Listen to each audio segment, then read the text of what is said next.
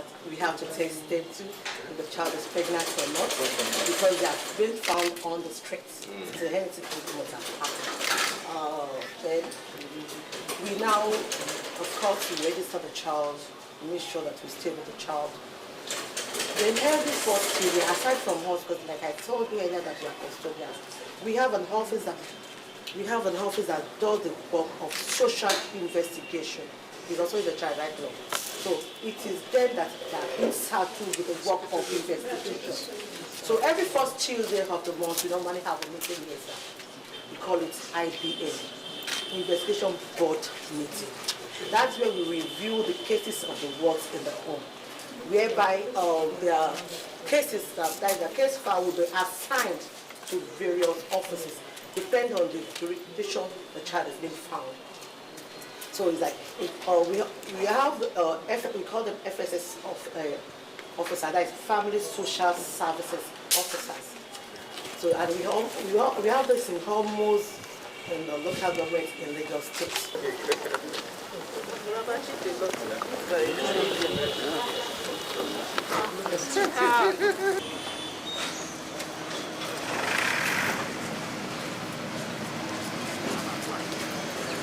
Cannot allow them to be on the street. Let's give them on the street and bring them. Even their parents, they know sometimes that they are here and here. They come for visiting like that. Because we also, like I said, we investigate the parents too. Some of them are not like, most of them, their parents, they are having like 7, 8 children. And if one is out of that, they are even happy that So sometimes they come here and they see the serenity of the environment and all that. They say, okay, this place is even better than my home.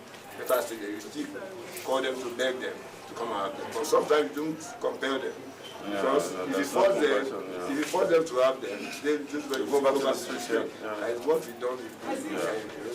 We believe that the correctional system needs the intervention of this foundation because we help promote access to criminal justice, and we also help in promoting the accessibility of human rights regulations, let me put it like that. And so we believe being part of this project will help curb that distance, so to say, and help these children, those that don't have representation. We believe that with our presence, we'll be able to help these children with that representation. With the kind of facilities found in the two centers, Justice Ishaq Bello said that they can serve as model for other states in the country. Very touching and pathetic. We saw a lot of children who were picked from the streets from various nooks and crannies of this country and put together. Some of them, their parents are yet to be located, but with the graciousness of the Lagos State government, regardless of from where these children were found, who came to Lagos and roaming the street, they were picked. Some of them have never seen a doorstep to any classroom. But today, a lot of them who had started from nursery, they have accomplished grade level 6, they call it, class 6, right? And some from the story we've gotten have even graduated, practicing various professions as graduates, some even overseas. This is in no mean an achievement. I can see whether humane consideration has really been brought in within the policy of the Lagos State government. Nobody can fail to be touched emotionally looking at these young children that have been gathered together from various nooks and crannies of Nigeria, just roaming in the street. It shows high sense of responsibility. It shows high sense of humanity, humane considerations, not only prompted by the desire to curb out crime and criminality at infant stage through removing these young ones off the street. We have seen a lot, and we have gathered a lot of information and data, right from the females incarceration center, the remand home, and where we are today. This is how it should be.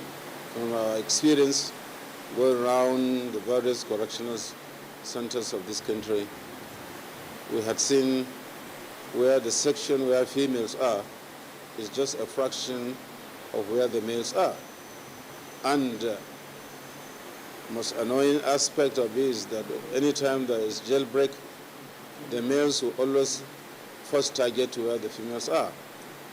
Now, with this kind of arrangement, which we have seen here in Lagos, where the females are kept far away from the males, such instances can never occur. We commend the Lagos State, and they deserve to be applauded for this achievement. The administration of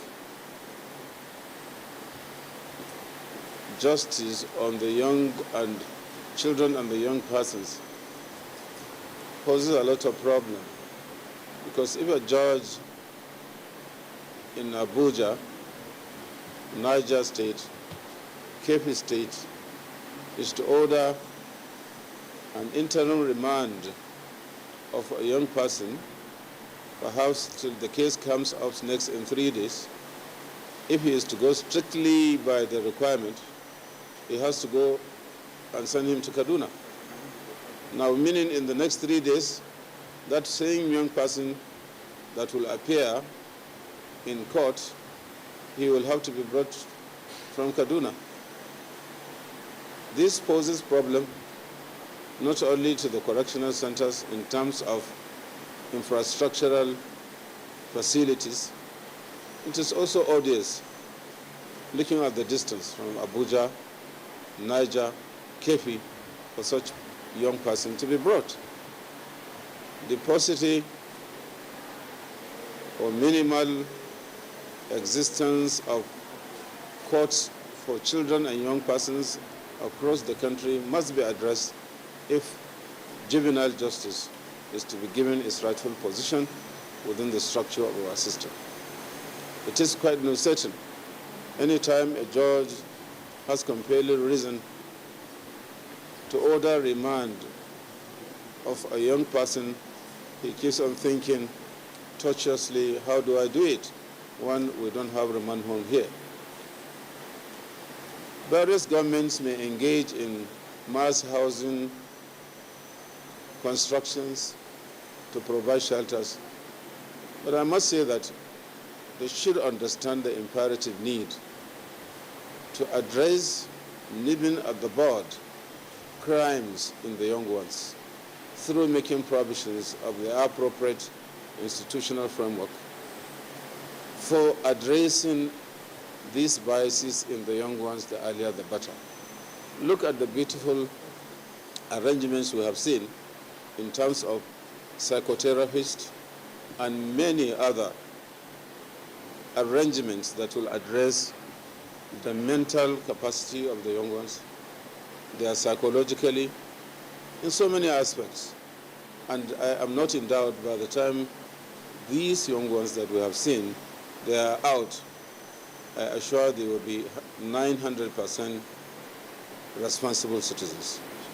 Because they are not mixed with the adults in any correctional service center, where they will learn much more cruelty, much more sophisticated ways of organizing crimes. They will not be subjected to molestations in terms of unnatural offenses, homosexuality, and what have you, which is part of the in-house bully, which I believe you are doing your best to address that with the CCTV put in place for that purpose.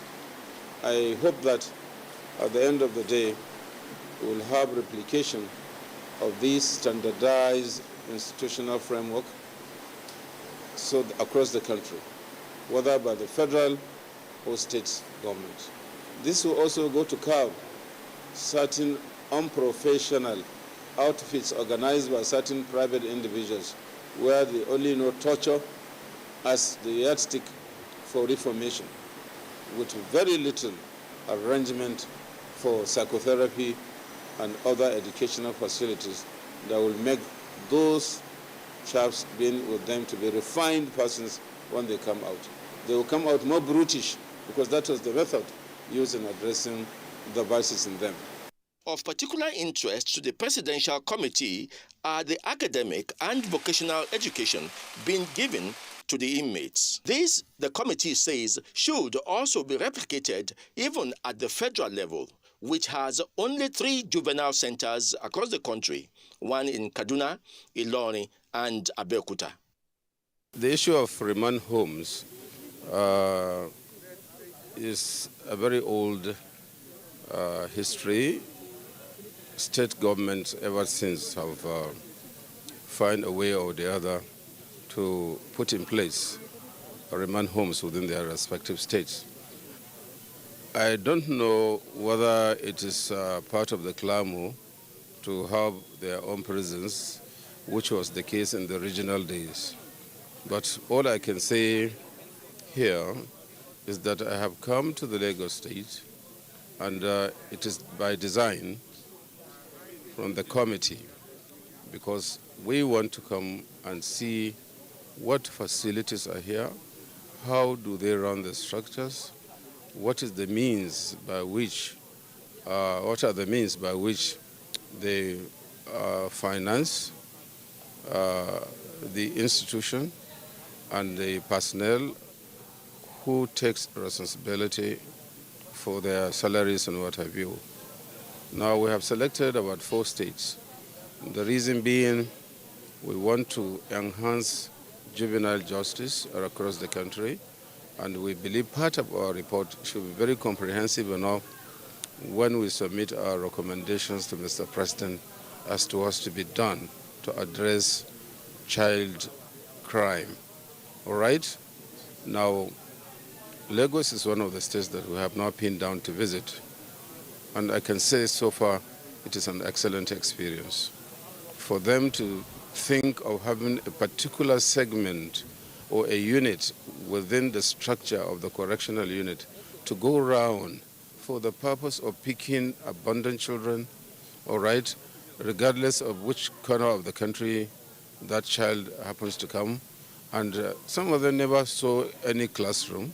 Today, the history is that quite a number of such children brought in had gone through here. Some of them are practicing quite a number of professions as graduates. And it is very, very pathetic. At the females' center when we went there, one of them could not even talk. But she's there in the classroom. Some of them, they don't even know their parents.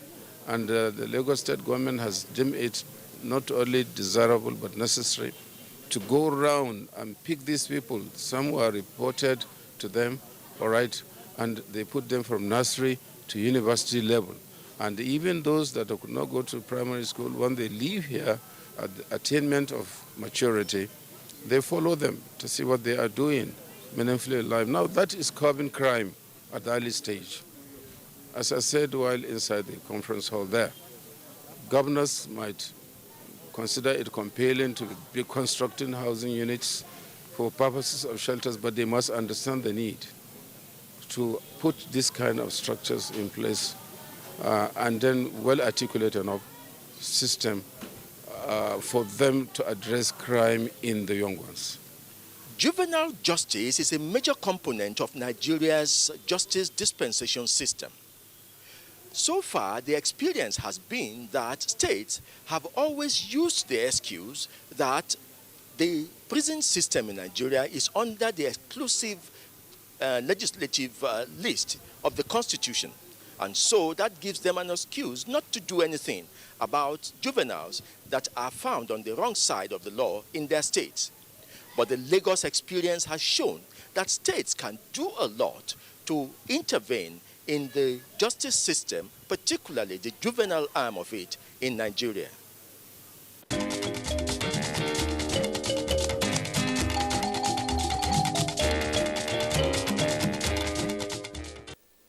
We are going to be focusing on this area. It's a big area of concern, that is juvenile reformation. So many children either for circumstances beyond their control, find themselves on the street.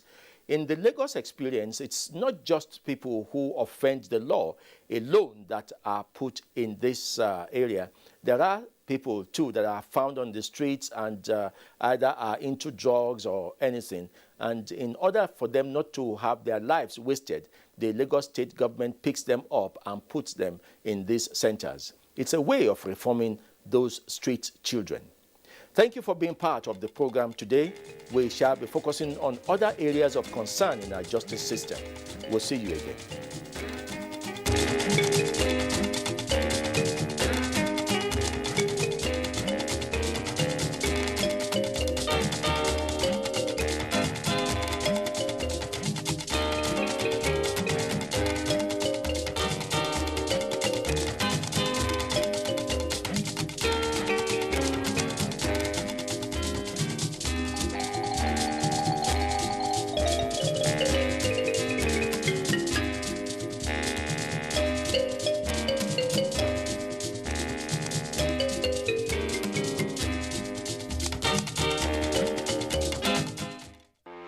Revision classes on television for students in secondary schools in English and mathematics will commence on the NTA. The revision classes will transmit Mondays to Fridays from 5 p.m. to 5:30 p.m. on the network service of the NTA. This is organized in preparation for the various national examinations and orders. This is brought to you by the Federal Ministry of Education.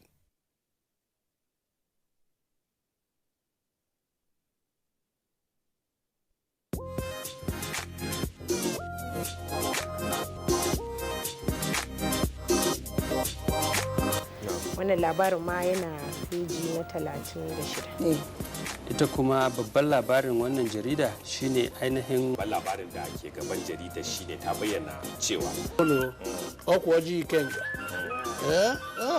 eziokwu nwanne m nwoke Ikechukwu Ndukwe Igbo mam iji wee mee ka ụbọchị na-aga n'anya ya ọjụtụtụ na-ewutelu nation fún ti òwúrọ̀ yìí ibẹ̀ náà ti sọ pé àwọn ìgbìmọ̀ aláṣẹ ìpínlẹ̀ Benue pàṣẹ wípé ní gbogbo àwọn ẹ̀ka ní ẹ̀ka ètò ẹ̀kọ́ ní ẹ̀ka ètò ìlera ní ẹ̀ka ètò ààbò.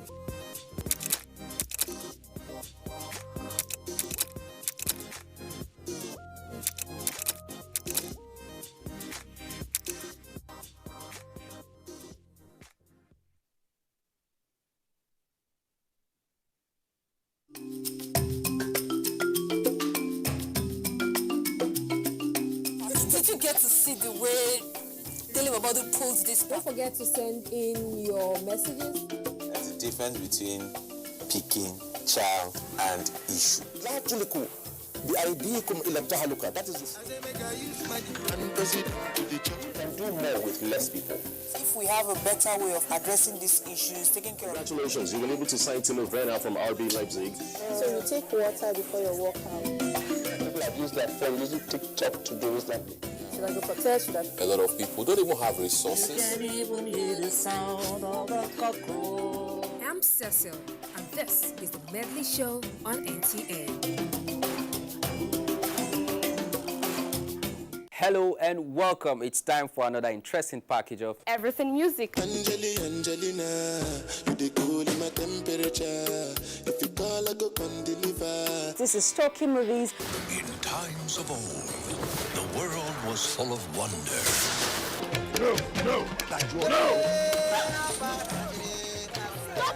Welcoming you to your weekend for today. Arise, O compatriots. It's time to use our voice. Beyond 6 packs. Bills, bills, bills, bills. Pay the bills. Keep paying my telephone bills. Keep paying all of my bills. Welcome to Gallery.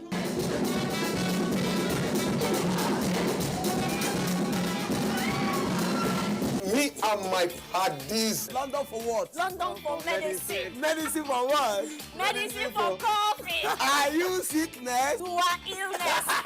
Welcome to Gist Zone. All right, my name is the Eselucien Wego One. Ona nyokoko nyonyo.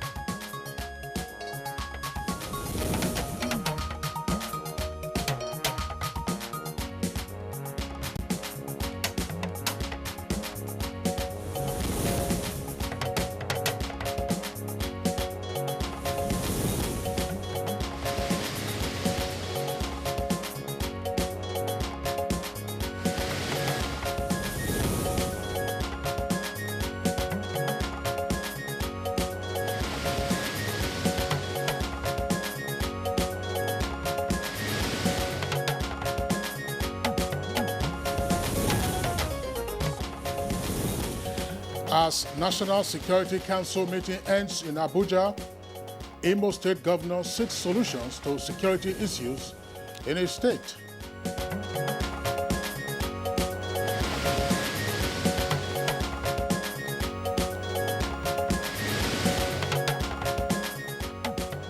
Persons involved in the destruction of INEC offices to face state power as federal government commits to reactivating them.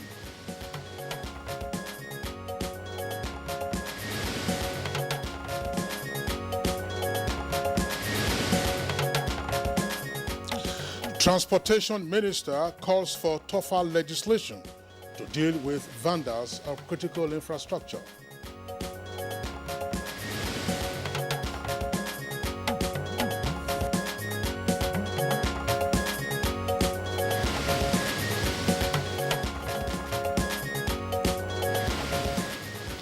And on Good Morning Nigeria today, we shall continue our series on 6 years of Buhari administration, focus on the environment.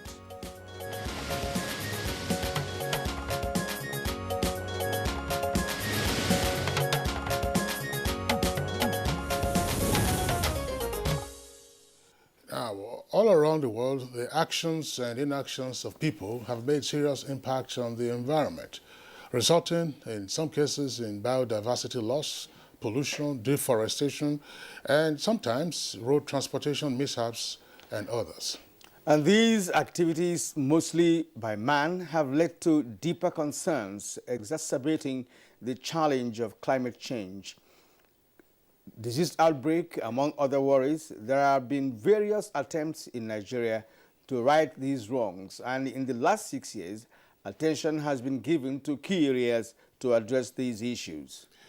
The lingering state of environmental degradation in Ogoniland, for instance, and the subsequent cleanup under the Hydrocarbon Pollution Remediation Project, HYPREP, plus the establishment of the Nigeria Erosions and Watershed Management Project, NEWMAP, which is a response to erosion in the southeast and degradation in the northern part of the country. Well, these are some of the efforts that we have seen ramped up in recent years. Other programs, such as the National Clean Cooking Scheme, which attempts to eliminate cooking with solid and fossil fuels like firewood and kerosene, seek to address climate change, a challenge that has led to increase in temperature, uneven rainfall patterns, rise in sea levels, flooding, drought, desertification, and degradation. Well, a bold attempt is currently on to address the challenge of deforestation, with 25 million trees being planted in the country. There is also a deliberate plan by managers of Nigeria's environment to key into the United Nations Decade of Ecosystem Restoration to prevent, halt, and reverse degradation on land and seas in the country. Well, Nigeria's population, estimated at about 200 million, makes the management of solid waste quite an enormous task. This, of course, places a huge demand on all concerned agencies and individuals to forge better strategies that can successfully lead to the management of solid waste in the country.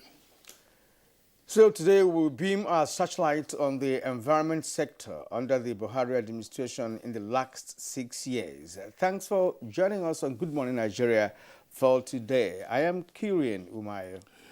And I'm Kingsley Osadolo. I join my colleague Kirian to also welcome you to the program. It's Good Morning Nigeria, and we are live on the network service of the Nigerian Television Authority from the nation's capital, Abuja. In the course of the program, we have our complimentary segments, and these are newspaper review, business, and others. For now, here is Musbah Udan Wahab with the highlights of the morning news. Good morning, Musbah.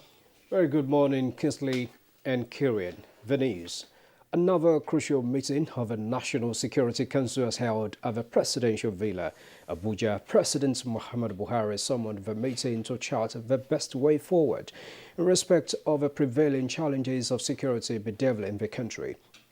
The meeting, which lasted more than 4 hours, was the fourth to be held in the last 6 weeks. Vice President Professor Yemi Osinbajo, Ministers of Defense, Interior, Justice, Police and Foreign Affairs, as well as the National Security Advisor, attended. Others were the service chiefs led by the Chief of Defense Staff, Chief of Defense Intelligence, Directors General of the Department of State Services and the National Intelligence Agency, as well as other critical stakeholders. Efforts by NTA News to hear from participants on the resolutions adopted at the strategic engagement were unsuccessful. Meanwhile, President Muhammadu Buhari had last week read a riot act to arsonists, bandits, insurgents and other criminal elements undermining national security and stability, but they will be treated in the language they understand. Governor Hope Uzodinma of Imo State has attributed the prevailing challenges of security bedeviling the country to a deliberate attempt by some group of people not only to rubbish the unprecedented strides achieved by the present administration, but also to bring down the government for selfish political gains. Speaking to newsmen after briefing President Muhammadu Buhari on the state of affairs in the Eastern Heartland, the governor described the situation as worrisome and counterproductive. Deliberate attempt by some group of people to put down the government. Nobody is telling me that this government is being accused of having not performed, or salaries is not being paid, or that the roads are not being constructed, or the railway is not going on, or the various intervention funds that is supposed to empower our youth are not being given out. Nobody have come in concrete terms to accuse this government of one failure or the other. Damaged INEC offices are to be reactivated, while those engaged in destroying them are to be confronted with state power. National Security Advisor Major General Babagana Munguno retired Saturdays while receiving a fire truck deployed to the INEC headquarters by the fire service.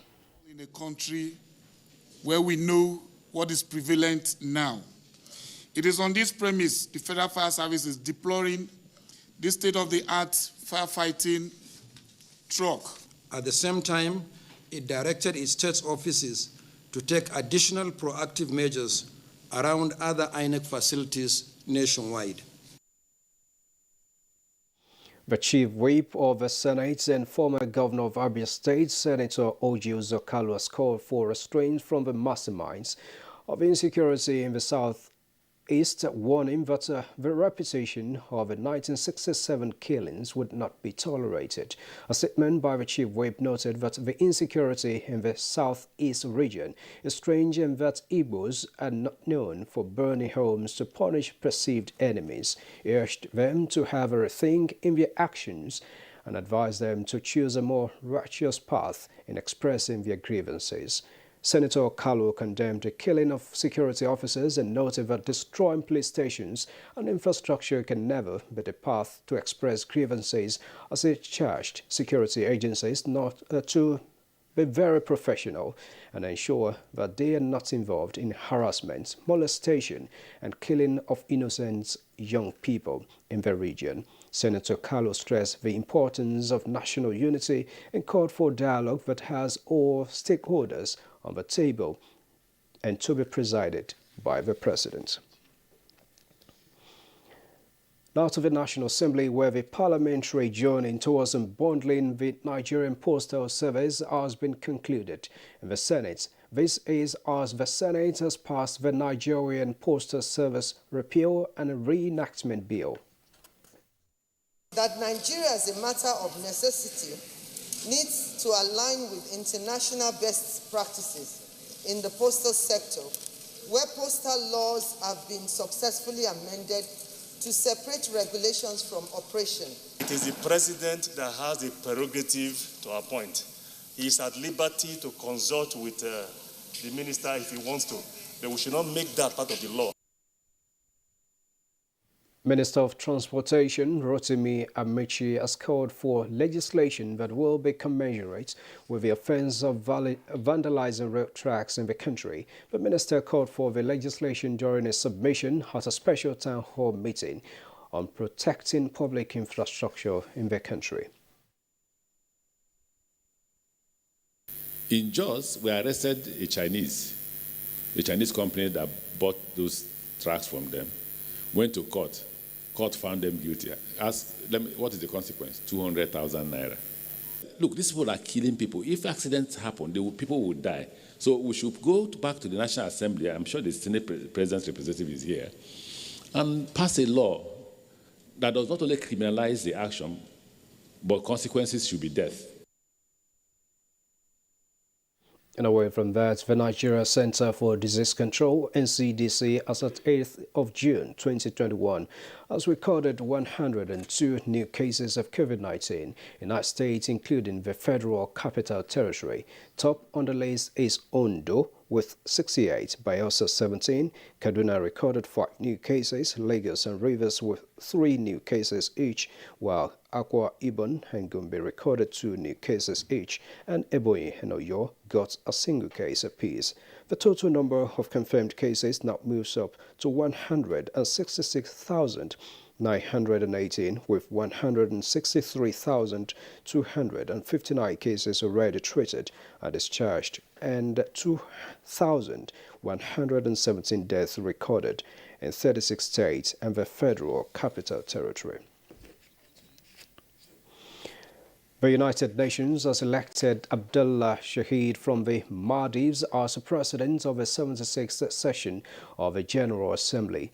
Shahid will replace the current president of the General Assembly, Volkan Bozkır of Turkey, in September 2021. But we need to get moving again, rebuild communities, rescue the planet, recover economies. Above all, restore hope. I have no doubt that he will lead the General Assembly in a dedicated, transparent and inclusive manner. Mr. Shahid will bring unique insights to the 76th session of the General Assembly as we prepare for COP26 in Glasgow in November. That's the morning news for now. Good morning, Nigeria. We'll continue in just a moment with Kingsley and Kirian. Stay with us.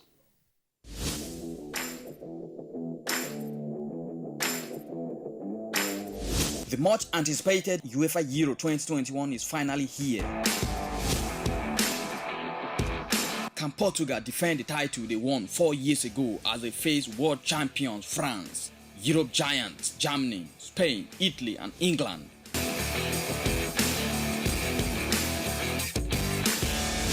Catch all the action via live transmission, in-depth studio analysis, fixtures, results, updates, and lots more on NTA, Africa's largest TV network. For sponsorship and advert placement, contact Bola on 08037044286 or Idris on 08034633644.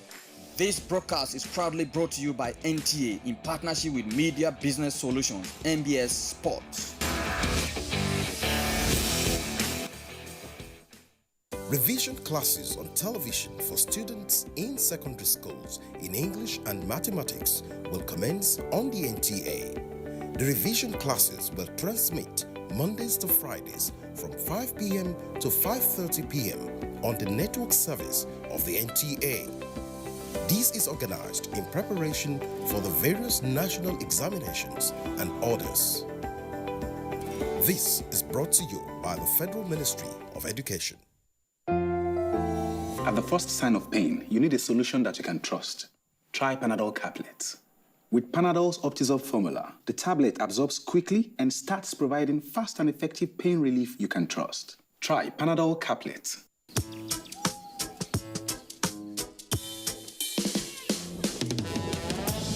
Here today, gone tomorrow. 'Cause you're volatile like the water. And you promise what you don't know. Sometimes it's right and then it's so wrong. Them go do like say them why. Will promise you the world. My brother all now worship. Up all no be open eye. I see no be water. Khaki no be letter.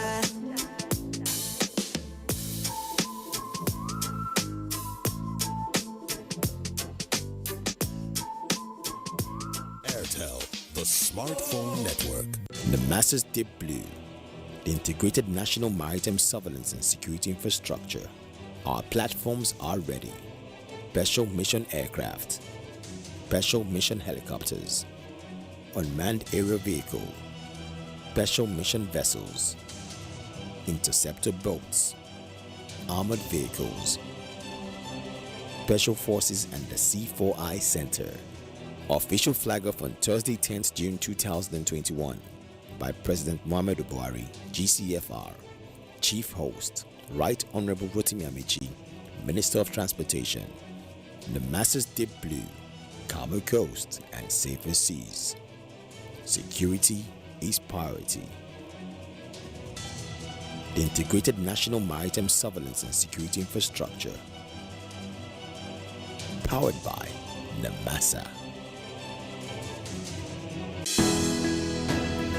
The Council of Our Fathers. My advice to these young people is please do not take us back to those harrowing days. You probably do not know what it is. Nigerian youths, let's build our nation together.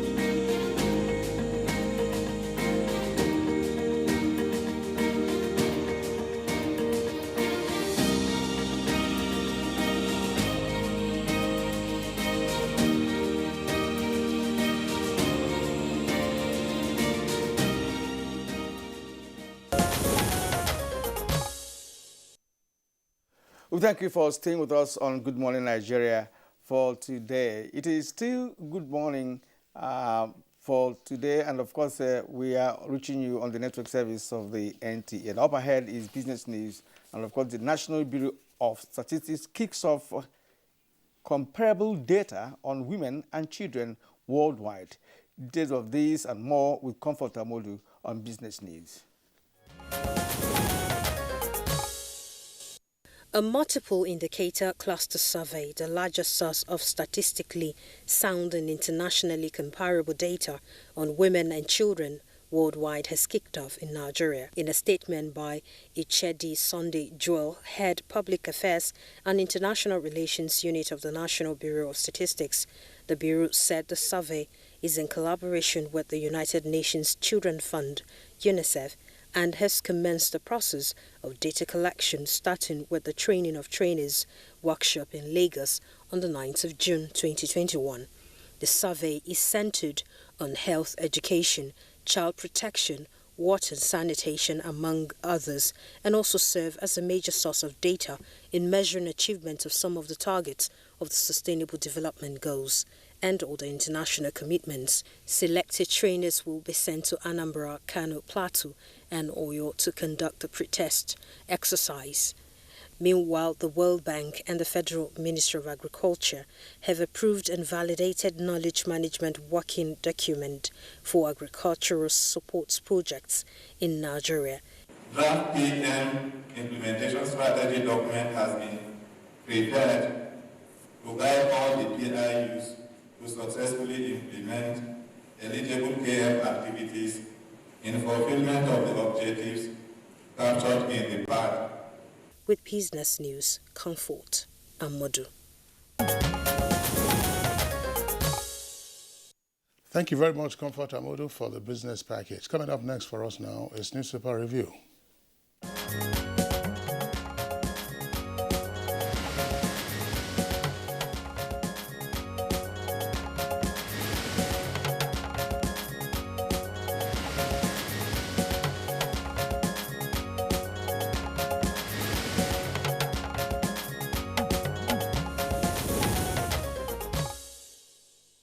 All right, let's welcome Bayo Altoyabi, our newspaper reviewer. Bayo, it's good to see you again today. Thank you, Kirian. Good morning. You're welcome. Good morning, Kinsley. Right, Good morning, Nigeria. Good to see you. Thank you. Good. Kirian? All right. Let's start with the Punch newspaper. The Punch newspaper, above the nameplate, Senate bars NIPOs from tax collection, withdraws agency's regulatory powers. The story is on page 19. Buhari, service chiefs, others meet. Uzodinma blames opposition again. That's on page 26. World Bank raises Nigeria's 2021 growth forecast to 1.8%. That's on page 19.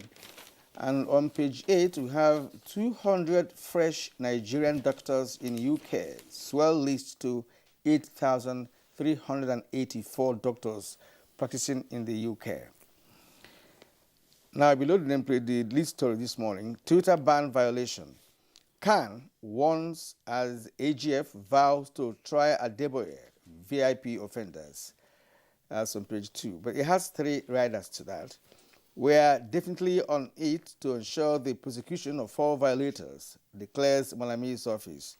Adeboye, other clerics, VIP's prosecution will compound Nigeria's problems, CAN tells federal government. House of Representatives split. Tempers rise over federal government's ban. PDP lawmakers stage walkout. All right, the photo story is that of the Amotekun. Akeredolu advocates homegrown strategies against insecurity, boosts Amotekun's capacity. The story is on page 8. Slain Zamfara fruit vendor's family demands 200 million naira compensation. The story is captured on page 5. Federal government shortlists 550,000 for N-Power final selection. Details on page 19. SIM-NIN linkage. Telecos lose 19.20 million subscribers in 5 months. It's also on page 19. Immigration warns racketeers as passport portal reopens. It's on page 7. Police engage fleeing kidnappers in Kaduna, rescue 5 victims. It's on page 26. 7 northern states will experience severe dry spells. That's according to NIMET. It's on page 19 of the Punch newspaper. Okay, thank you, Kieran. Let's also look at the Nation newspaper. We'll take some of the headlines from above the name flag of the paper.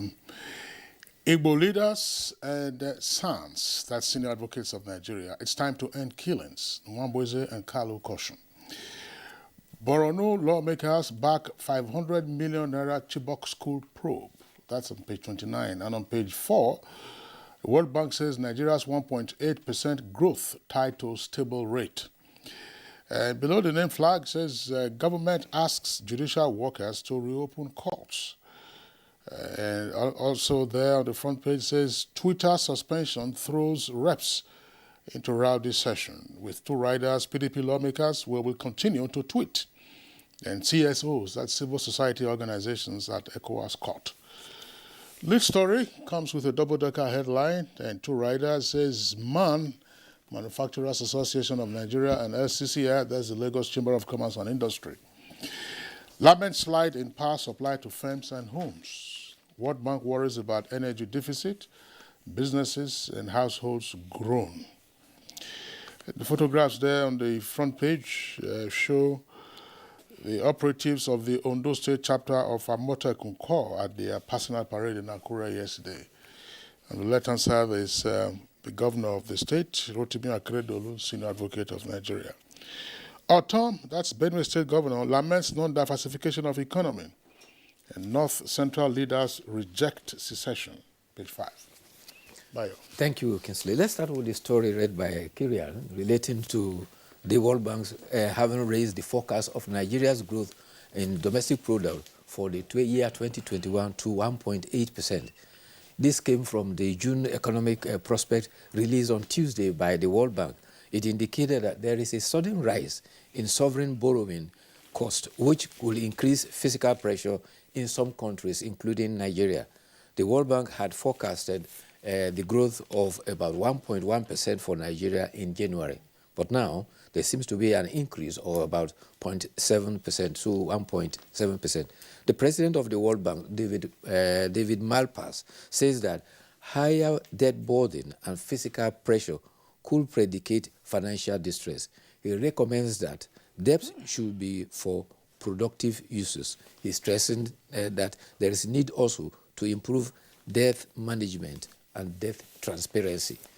On the area, another area of concern is by the United Nations Population Development Fund. They have set Nigeria's population now at 211 million. This was contained in the State of the World Population for the year 2021. At a launch, the country representative, Ula Mela, said life expectancy for men in Nigeria is 54, for women 56 years. And in the 153-page report, the United Nations Population Fund indicated that Nigeria population grew by 2.6% between 2015 and 2020. And you can imagine that in late 2020, when there was lockdown, there will be upshot in population. Meanwhile, the report had also shown that 43.3% of Nigeria's population are in the age bracket of 0 to 14. The larger part of the population, which is 53.9%, are within the age bracket of 15 years to 64 years. That is about 114 million of that 211 population. The list is 2.8%, which are persons from the age of 65 and above. The fertility rate in Nigeria is said to be about 5.2 children per every woman. In another development, the National Population Commission, NPC, has stated that there is a likelihood of conducting Nigerian census in 2022. The Federal Commissioner for Gombe State, Abubakar Adamburam, who spoke on behalf of the chairman, said that NPC has completed demarcation of 600 local government areas. Of course, we have 774, and it is expected that they will complete the rest, and anytime by the year 2022, they will be able to indicate to Mr. President a date for census. The last time census was held in Nigeria was 14 years ago. The chief whip of the Senate... 15 years. 15 years? Okay. The chief whip of the Senate, former governor of Abia, Senator Orji Okolu, has cautioned those who he described as masterminds of insecurity in the Southeast. He warns that their action could lead to a repeat of the 1967 Civil War. In the statement, Orji Okolu says, the insecurity in the Southeast is strange. He questioned the sense of killing policemen and military officers, and he asked a rhetorical question. Do the masterminds and perpetrators of these deadly acts think eliminating those meant to protect them and their families will help? He says policemen and military officers being killed are fathers, mothers, husbands, wives, and children and relatives. Anyone that has a close relative, has lost a close relative, knows what it means, and therefore we should be careful because the parents and children of these persons who have put their life online to defend us have been decimated unnecessarily. In another development, Governor of Imo State, Hope Uzodinma, after visiting President Muhammadu Buhari, pointed out that personalities and opposition politicians are encouraging insecurity. He said that he called upon all stakeholders in the country, monarchs, religious leaders, political leaders, to engage with the people to restore peace. He says that it is not only in Imo. The case of insecurity here and there in the country has not been helped by the posture of opposition political parties and some aggrieved politicians. At a time like this, anybody worth his onions as a leader should be able to speak out. Yeah. Leaders must rise to ensure they work hand in hand with government to end insecurity. On the issue of insecurity in the southeast of Nigeria, I want to believe that the leaders from that part of the country did not start early enough to begin to criticize the development in the area. This started gradually. Until it got to a point where the president has to react the way he did. Right. So if criticism have started early enough to call for a stop of that stupid activity of some persons in the southeast, by now we wouldn't have gotten to the level we are now. What the chief whip had said is apt, but I had expected that earlier than now. All right, for him to even mobilize other persons, for leaders from the southeast of Nigeria, to begin to criticize the act when it started, because it was a gradual process. Before you knew it, it already crisscrossed all over southeast of Nigeria, yes. Burning down INEC offices, burning down police stations, killing security personnel. That no reasonable government will allow that to continue, as far as I'm concerned. There's been a warning from the Nigeria Meteorological Agency that we are going to suffer a dry spell in June, and this will affect states, about 7 states: Sokoto, Zamfara, Yobe, Kebbi, Katsina, Niger, and some parts of Borno State. However, the forecast, which was made by the DG NIMET, Mansuru Matazu, predicted a mild dry spell in states in Oyo State, especially Oyo and Ekiti, Kwara, Plateau, and the Federal Capital Territory. The Southeast is said to have a good forecast because normal rainfall will persist in that area. The other story is that the Catholic Bishop of Enugu Diocese, Callistinus Onaga, has prohibited Reverend Father Ejike Mbaka from making comments on partisan politics. In a letter to the Reverend Mbaka, the bishop directed the adoration ministry to be converted to a chaplaincy. Reverend Mbaka has entered into a prayer retreat. Meanwhile, human interest story, a 37-year-old South African woman has given birth to 10 babies. The babies are 7 boys and 3 girls, and they were delivered by cesarean section on Monday. This is been described as the Guinness World Record. Incidentally, the last record was 9 babies delivered by a Malian woman last month, Halima Sisse, in Morocco.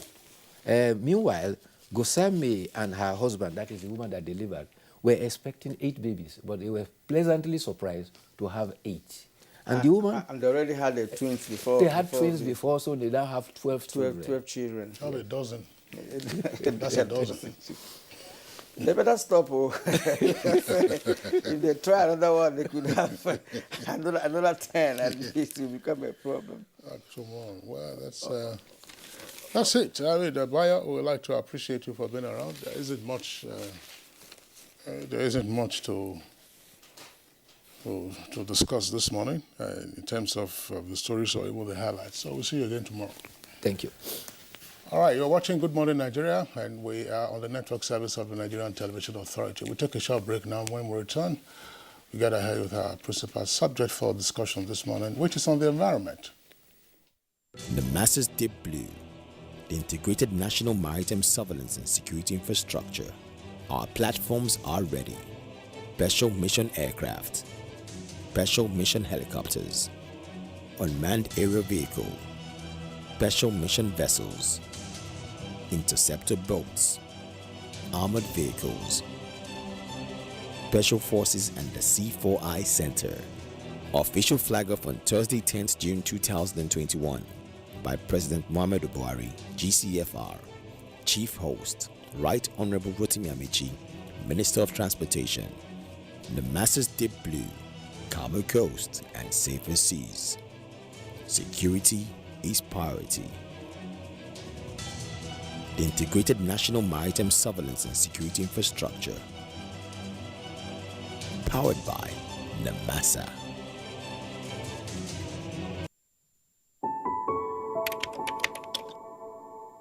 as Oni of Ife, as someone who cares about the well-being and safety of our people, it's time for each and every one of us to realize that COVID-19 is real and it has killed millions of people around the world. Scientists have developed this vaccine. The vaccine is safe for everyone and it contains no microchip, nor can it alter our DNA. However, we must continue to stay safe and stay clean, wear face masks, clean our hands on a regular basis, and try as much as possible to avoid a very large crowd and gathering. For those who choose to be vaccinated, it will go a long way in protecting yourself and your loved ones from COVID-19. You clean your teeth every morning, but that fresh breath feeling just doesn't last. The answer? Easy. You keep your teeth strong and healthy and give your mouth long-lasting fresh breath with new Oral-B 2-in-1 toothpaste. It helps strengthen your teeth and gives you long-lasting fresh breath. So fresh, still fresh, and still fresh. Stay strong, stay fresh. New Oral-B toothpaste for strong teeth and long-lasting fresh breath.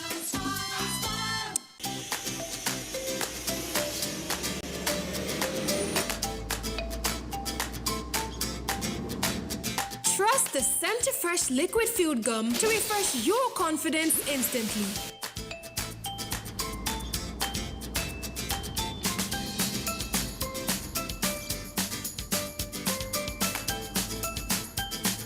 Centrofresh liquid field gum. Trust the freshness. Dialogue, empathy, love, and unity. These are vital components of nation building. For all to be well, we appeal that we should refrain from volatile, provocative, inciting messages and language. Let's build and not destroy.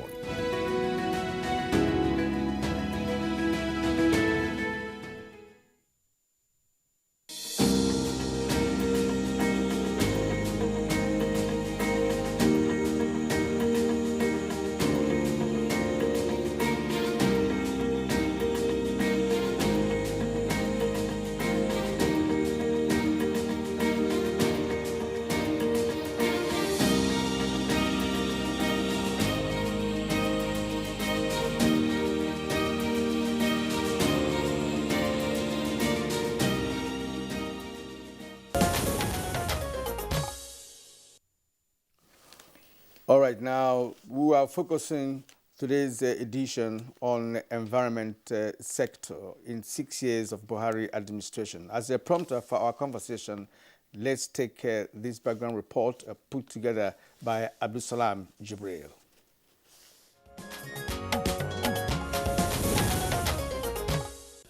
The environment is the life supporting system for human survival, and it provides much of the raw materials required for socio-economic progress.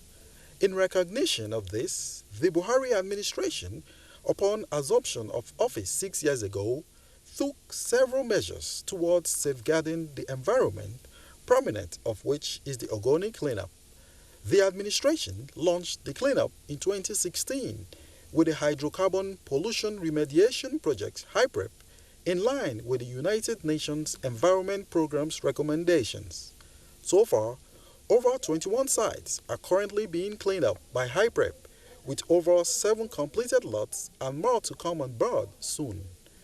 In response to the challenges of gully erosion, particularly in the southeast, and land degradation in the north, the administration designed the Nigerian Erosion and Watershed Management Project, NEWMAP, to address these challenges. As of last year, NEWMAP has over 30 projects across the country that includes the ongoing stormwater works in Jibia, Katsina State, the ongoing Adum site in Kogi State, the Minoma site in Delta State, and the Umungwele site in Abia State, among others. Mitigating the effects of climate change is also top on the agenda of the Buhari administration. Towards achieving this, The Renewable Energy Program embarked successfully on rural electrification, providing and installing standalone solar systems for over 600 households, as well as training in Mutumbu, Taraba State. The National Clean Cooking Scheme, NCCS, is also an initiative of the current administration. It aims to eliminate cooking with solid and fossil fuels, such as firewood and kerosene, which is detrimental to the health and the environment. The scheme has so far distributed clean cooking products across various states in the country, with Kwara and Akwa Ibom states as pilots. Experts maintain that while these strides in the environment sector are commendable, more still needs to be done towards the completion of the first phase of the Ogoni clean as challenges to the environment across the country. What measures are in place to mitigate these challenges?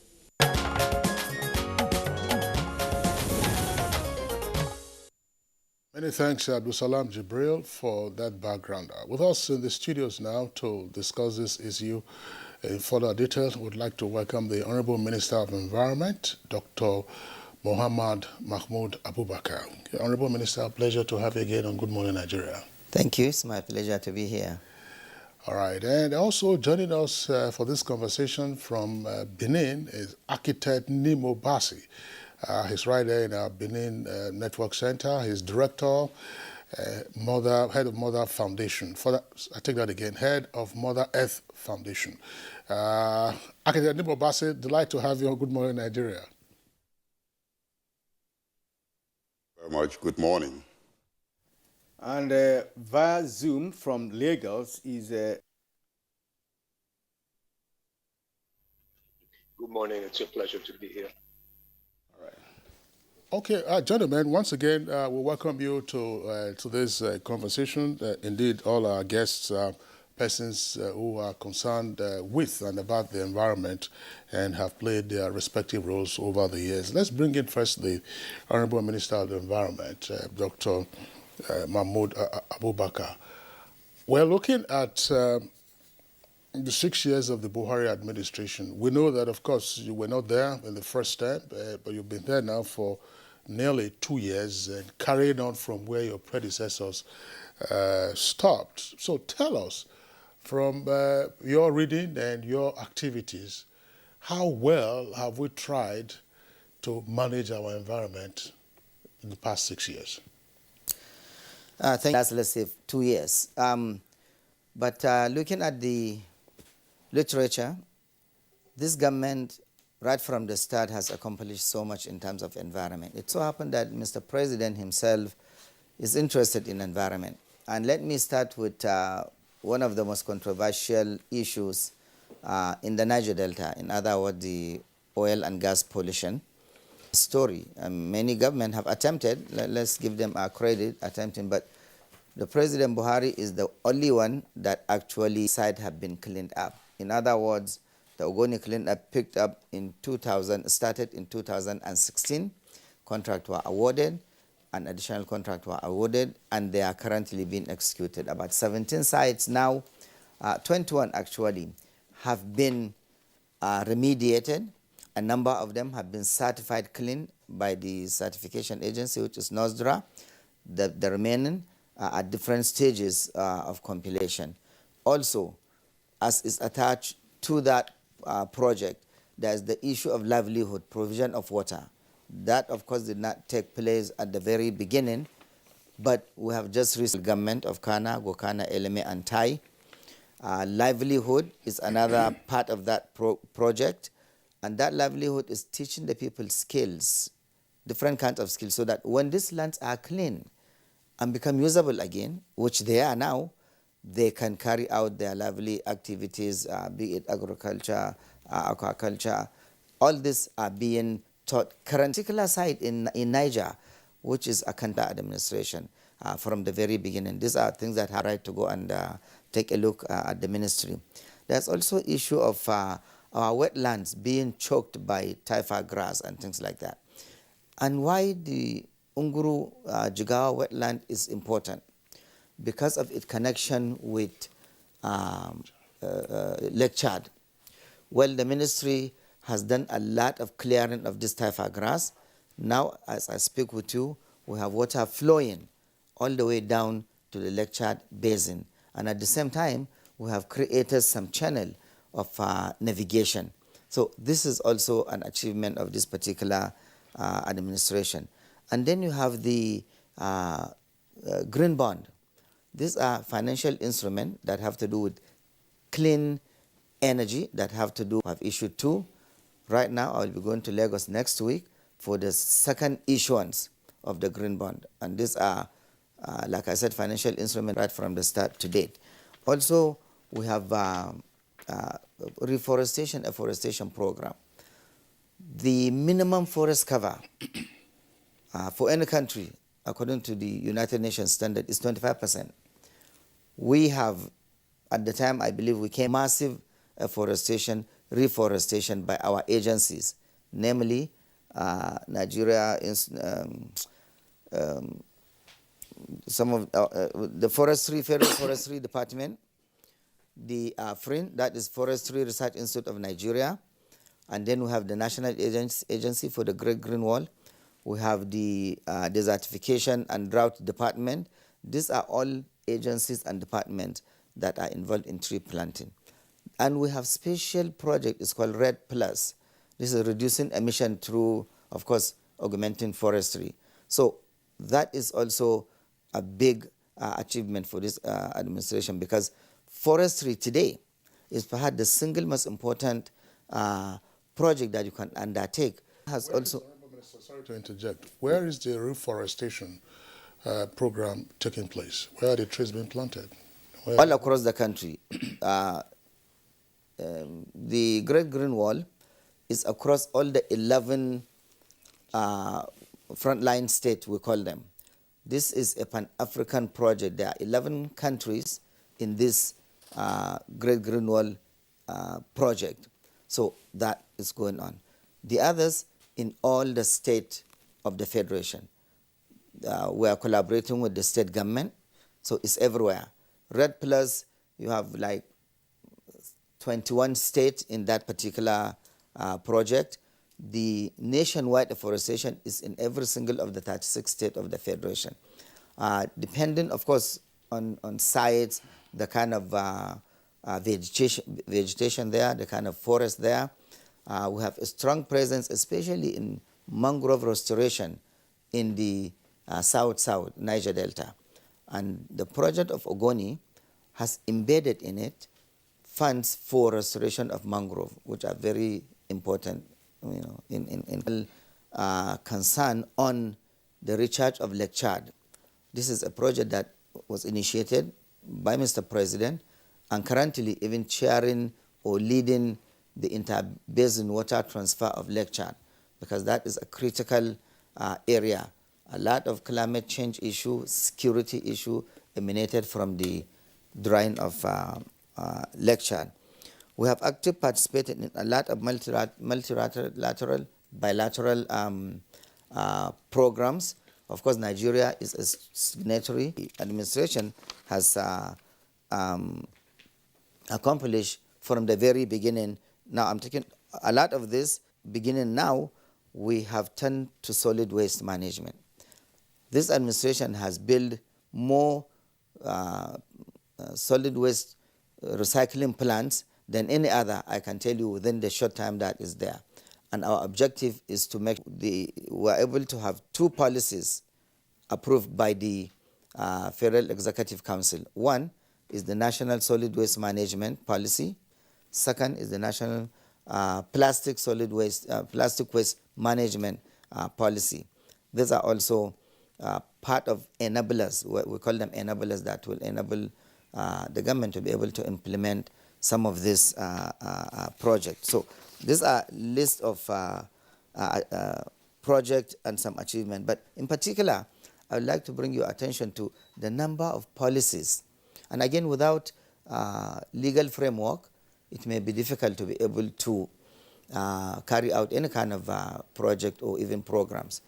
We have already gotten about 7 policies that this administration also has come up with.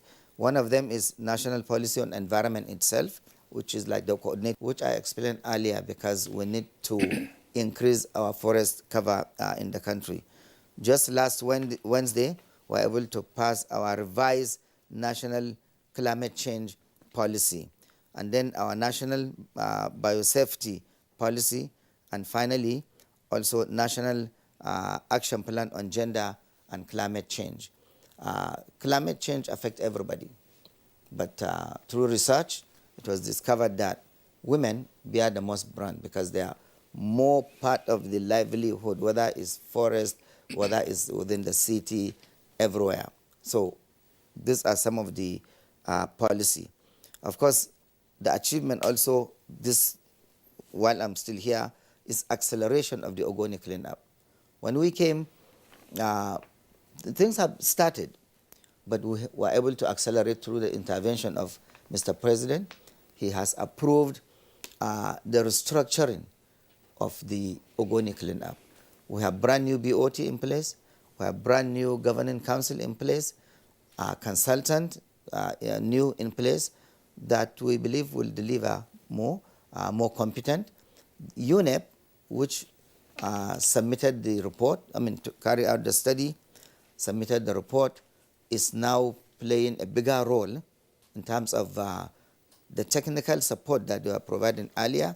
We are now upgrading it to additional consultancy project management of that Ogoni, because the objective of Mr. President is to make sure that the Ogoni land is cleaned up and leading onto other areas of the Niger Delta.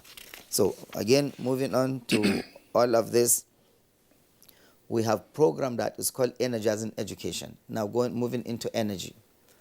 And that is part of the issuance of green bond.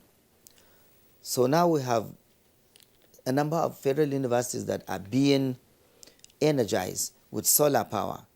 The two main ones that were first inaugurated, commissioned rather, in Nsukka and Bayero University. I was actually in Bayero University when they commissioned, Mr. Vice President commissioned that particular project. So you go to these two universities, you will see other universities are also at various stages of compilation. So these are some of the achievements. There are other, I guess you can come to them. All right, there are other achievements, and let me just draw your attention to this one.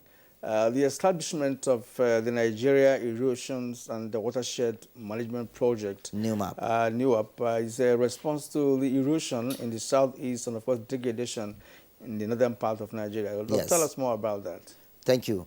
This is one of our flagship projects.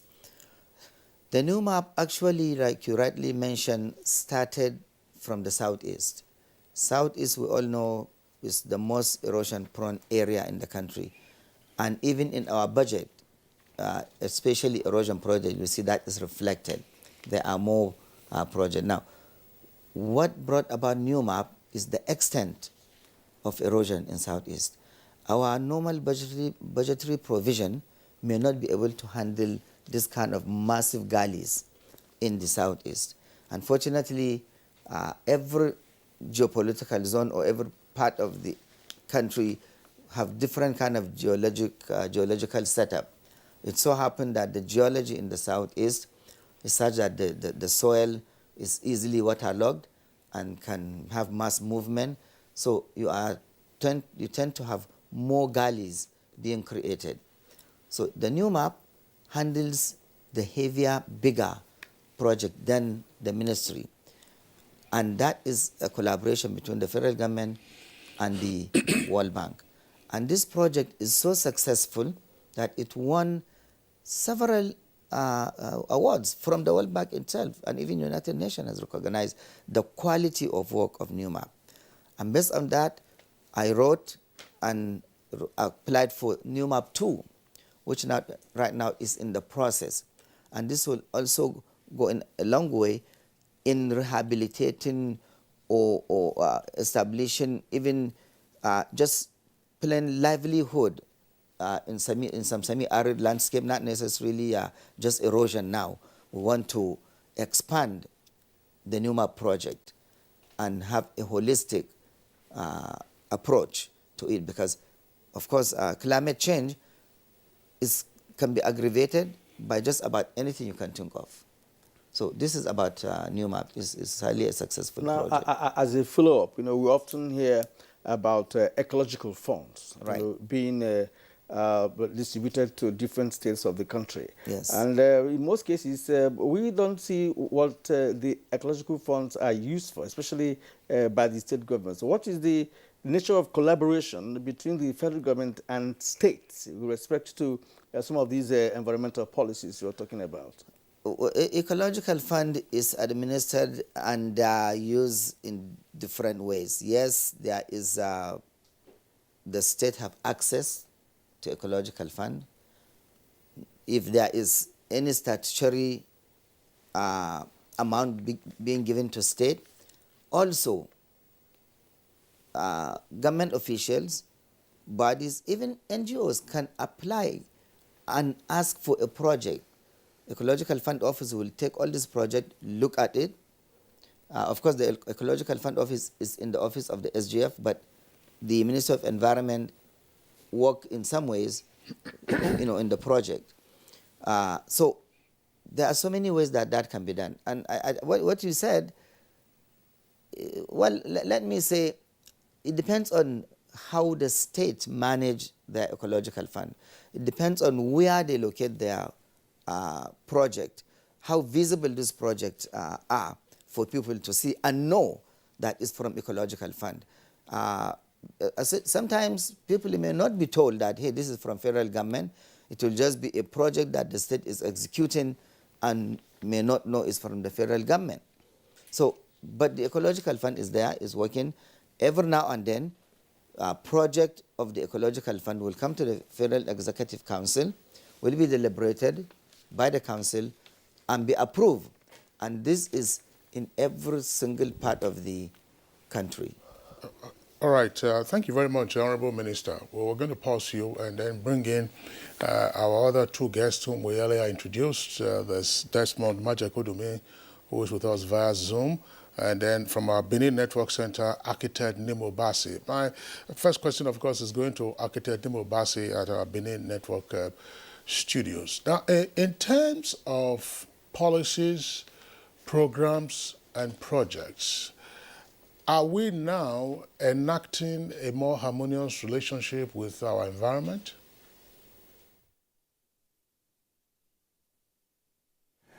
Thank you for asking me such a broad question, and very important also. You can have a lot of, the number of policies that you have does not really indicate that you have restored connection to our environment. You could have one policy that covers it all, but but really, I recognize the fact that, as the minister mentioned, we have a number of policies, some old ones that have been revised. I think one thing that we need that can help us check the temperature, to check the barometer of how well we're doing the environment, would be to have a regular state of the environment report issued by the Ministry of Environment. The Ministry of Environment at the federal level is working on, doing so much with very little amount of support or resources. And we don't see commensurate support or extent of work at the other levels of governance, at the local government, as well as the state government. This should be one of the issues that we should also look into. What are the things that local government should do? And of course, we know the problem with local government, that it's not really being, their role has been usurped and kind of diminished by certain political miscalculations. And states also have a role to play in terms of understanding what are the things that are critical to their regions, to their states, and investing more in those things. The minister mentioned the work being done in the area of reforestation. I would just like to comment on that before, as we proceed. News coming out from forest-dependent communities is actually very alarming at this moment. There's massive deforestation going on in Cross River State area, and we're seeing videos and pictures and receiving reports of massive logging that don't appear to have any form of control. And we would like to see this kind of massive deforestation checked. We've heard reports from other states also on having the same issue happening. And now I think in terms of the environment, before we can really say that we are on the right path to restoring harmony with the environment, understanding the fact that most of our people depend directly on the environment and as for their health as well as for livelihoods, we need to ask the question, what has happened to gas flaring in the Niger Delta? What has happened to gas flaring has been going on for about 60 years, more than 60 years in some locations. I mean, this is one of the biggest assaults. A high court declared in 2005 that this activity is against the human rights of people, of Nigerians, apart from the fact that it's an economic waste and the fact that it affects the health of the people directly.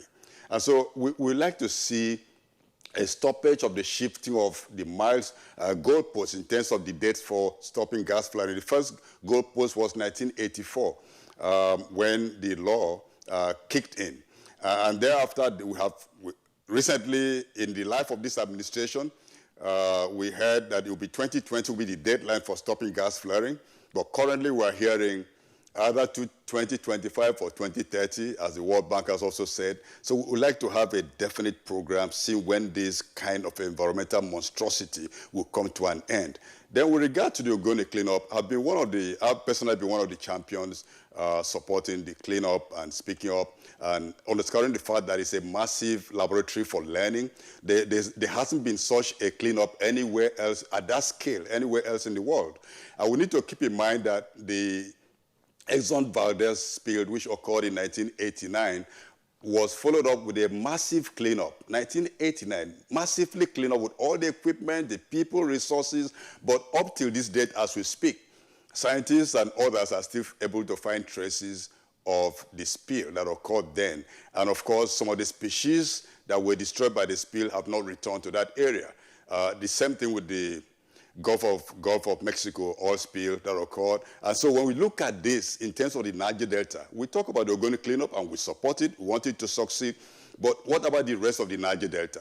We don't have to wait until the Ogoni cleanup is completed before we begin cleaning up other parts of the Niger Delta. As we speak, there's an oil spill, a blowout that occurred at the Ororo 1 oil well off the coast of Ondo State in April last year, April 2020. If you're tracking that incident, both oil spill and the flames from that spill are still ongoing. When would that be stopped? We need to see a real auditing of the entire Niger Delta. We have to move to that phase, auditing the pollution in the Niger Delta, the environment of the Niger Delta, and then beginning the process while the Ogoni cleanup continues. And with regard to the Ogoni cleanup, I would like personally to see, we would like to see a situation where some of the governing national regulations with regard to who can handle the cleanup is adjusted to allow expertise of those who have the equipment and the resources from outside of this country to directly be involved in the cleanup, because it's really a big problem. And finally on this, I would like to point out the fact that our environment is adversely affected all across the nation, is democratically disrupted across the nation. And taking care of the environment can be one way of building harmony in this nation, because everyone across the land, north, south, east, west, we all depend on the environment. And we cannot afford we can't really look at one problem of being restricted to one area. When Lake Chad dries up and Happy is being recharged by opening up the water, removing the weeds and getting more water to flow there. There's also the plan of bringing more water from maybe as far as Central African Republic to recharge Lake Chad, because when the Lake Chad continues to shrink, it has an impact on the violent conflict we're seeing in our country. So something happens in one area, it affects other people in other areas. We need to have a very holistic look at the environment. And I would like to see a situation where every ministry at the federal level pays attention to what the Ministry of Environment is saying, because almost it affects everywhere. It affects health, water resources, mineral resources, and we should have a level playing ground. The kind of laws we have governing solid minerals should apply also to the oil sector. We cannot, the oil communities. We can't afford to have one kind of communities in another sector. There are many things that we could say, but I just hope that we touch more areas as the conversation continues. As a matter of fact, in the course of the program, you may return to, of course, let us know some of the ways we could respond to the challenges that you have raised. But for now, let's go to Desmond Majekolumi, the founder of Lekki Urban Forest. Sir, you've listened to the Honorable Minister of Environment and, of course, Nimo Basi raised some very vital points in this conversation. But you may like to comment on their contribution, but let me also add this question to you. We are in the UN Decade of Ecosystem Restoration to prevent, halt, reverse degradation on land and seas. Are we on the right path towards achieving this?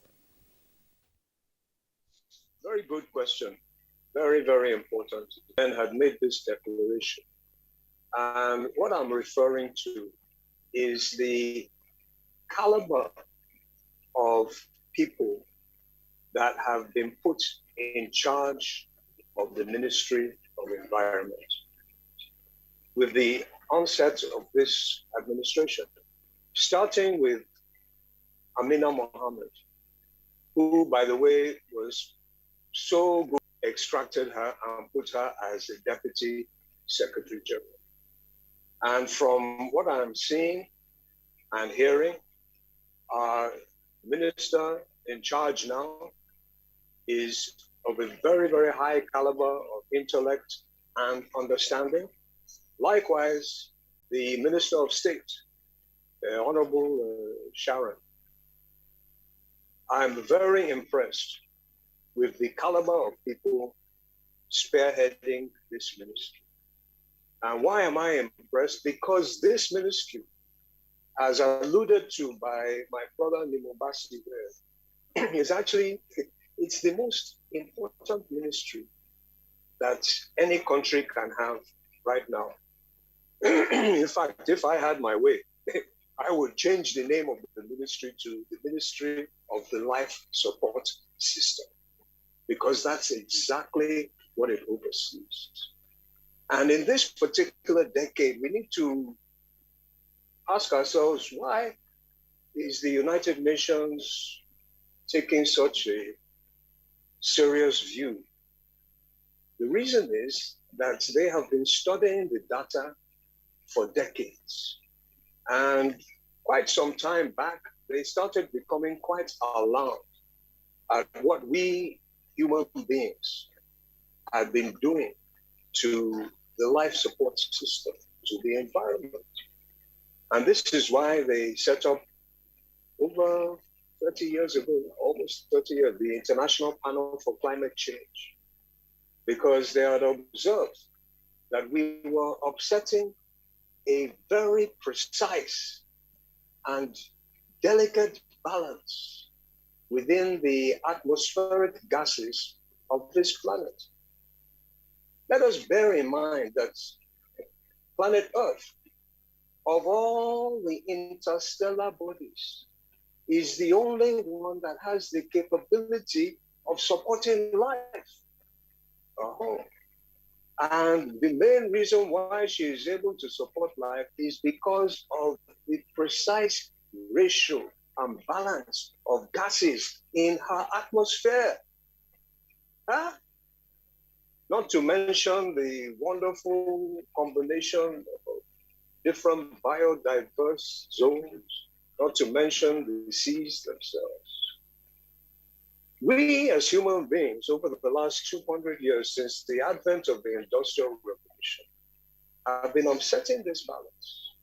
And it has reached a stage whereby the Secretary General of the United Nations in December had to make a declaration, and I quote him. This declaration, it shook me to my very core. What did he say? He said, mankind is committing war against nature, and this is suicidal. Use that word, suicidal, because nature always fights back, and she's fighting back with vigor and strength. He also said that the point of no return is no longer in the horizon. It is hurtling towards us. You see, what we're doing to the life support systems of this earth, we're pushing them to a point whereby if we continue this way, we shall not be able to reverse the degradation, and eventually it shall be catastrophic. So nature is now fighting back. And believe you me, nature is bound by very specific laws. The law of action and reaction. Whatever you give nature, she gives you back. Unlike God Almighty, who can forgive you all the time or most of the time, man who can forgive you some of the time, nature does not have the capacity to forgive. She gives. Whatever you give her, she gives you back. And we as human beings have been giving her far too much damage, and that's why we're now seeing the results of that. Whatsoever a man sows, surely shall he reap. And this is why the United Nations have, set up this 10 years of restoration, because they know that we're running out of time. Yeah, that's right. Very, very rapid. Mr. Desmond Maja-Kodumi, thank you very much for that explanation of the UN decade. I was just wondering, let's get to more specific national issues. I recall that a couple of years ago, we had you on Good Morning Nigeria, and we were getting into the subject of plastic pollution in the country. Unfortunately, we ran out of time. Today, the Honorable Minister has indicated that there is a national policy on the control of plastic pollution.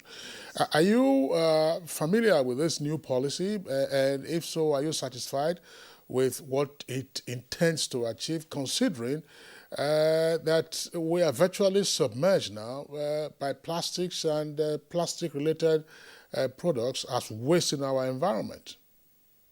Yes, unfortunately for us, you see, the plastic issue, I call it the calabash moi moi leaf problem, because traditionally plastic is quite new to us. I mean, in days gone by, even to today, we use, biodegradable substances, our calabash, our moi moi leaf, and then all of a sudden, now we're having to get used to plastic, which is so dangerous if it's irresponsibly used.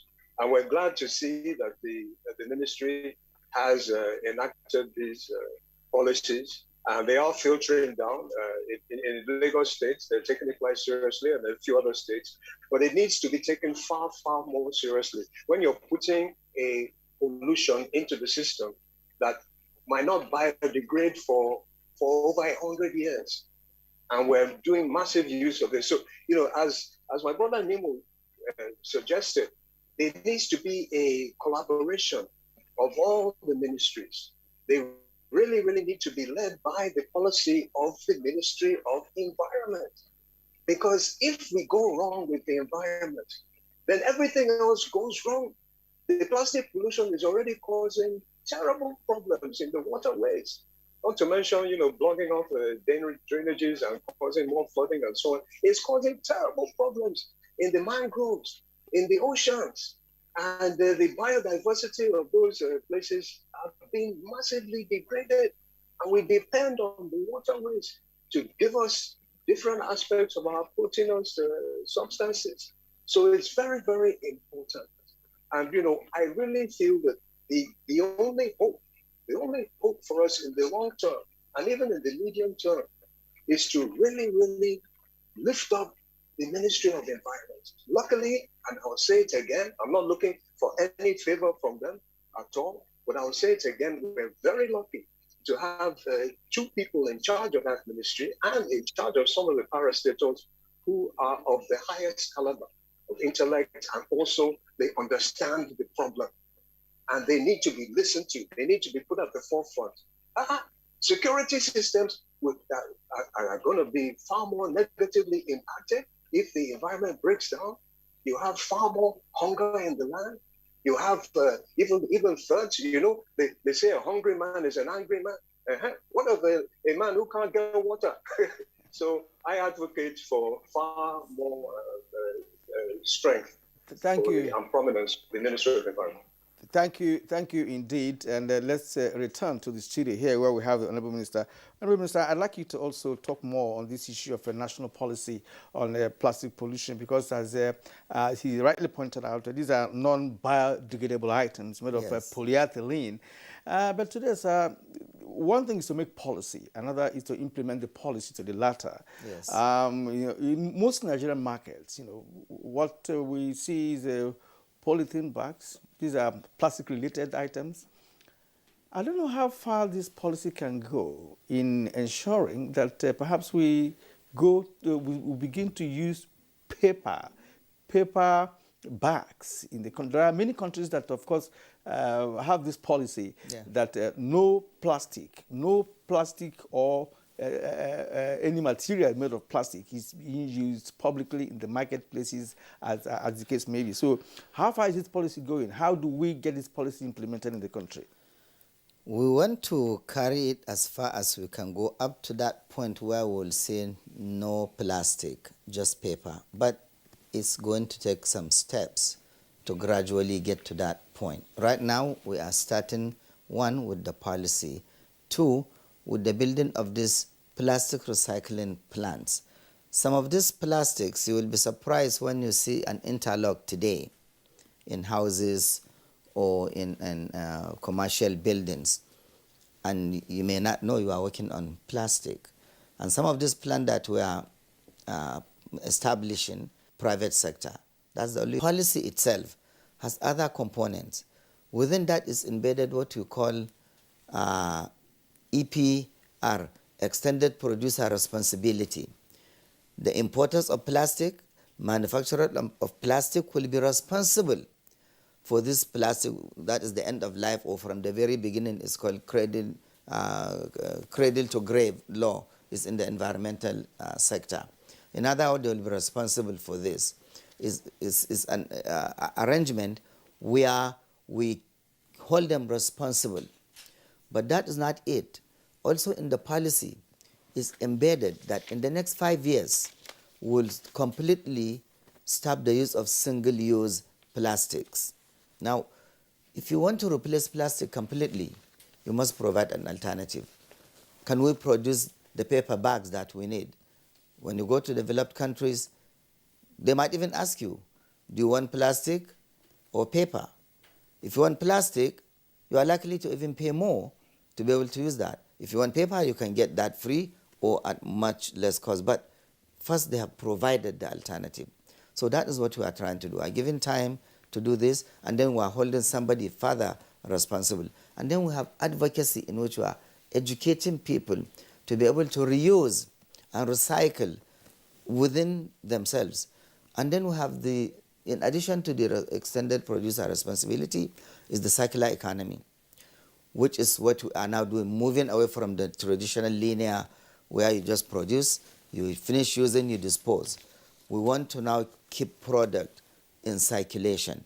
How do you do that? In the first place, it's embedded also in the solid waste management and the plastic waste management. Do as much as you can to even reduce the amount of waste you produce in the first place. Reduce what you can, reuse what you can. Recycle it, repair and recover.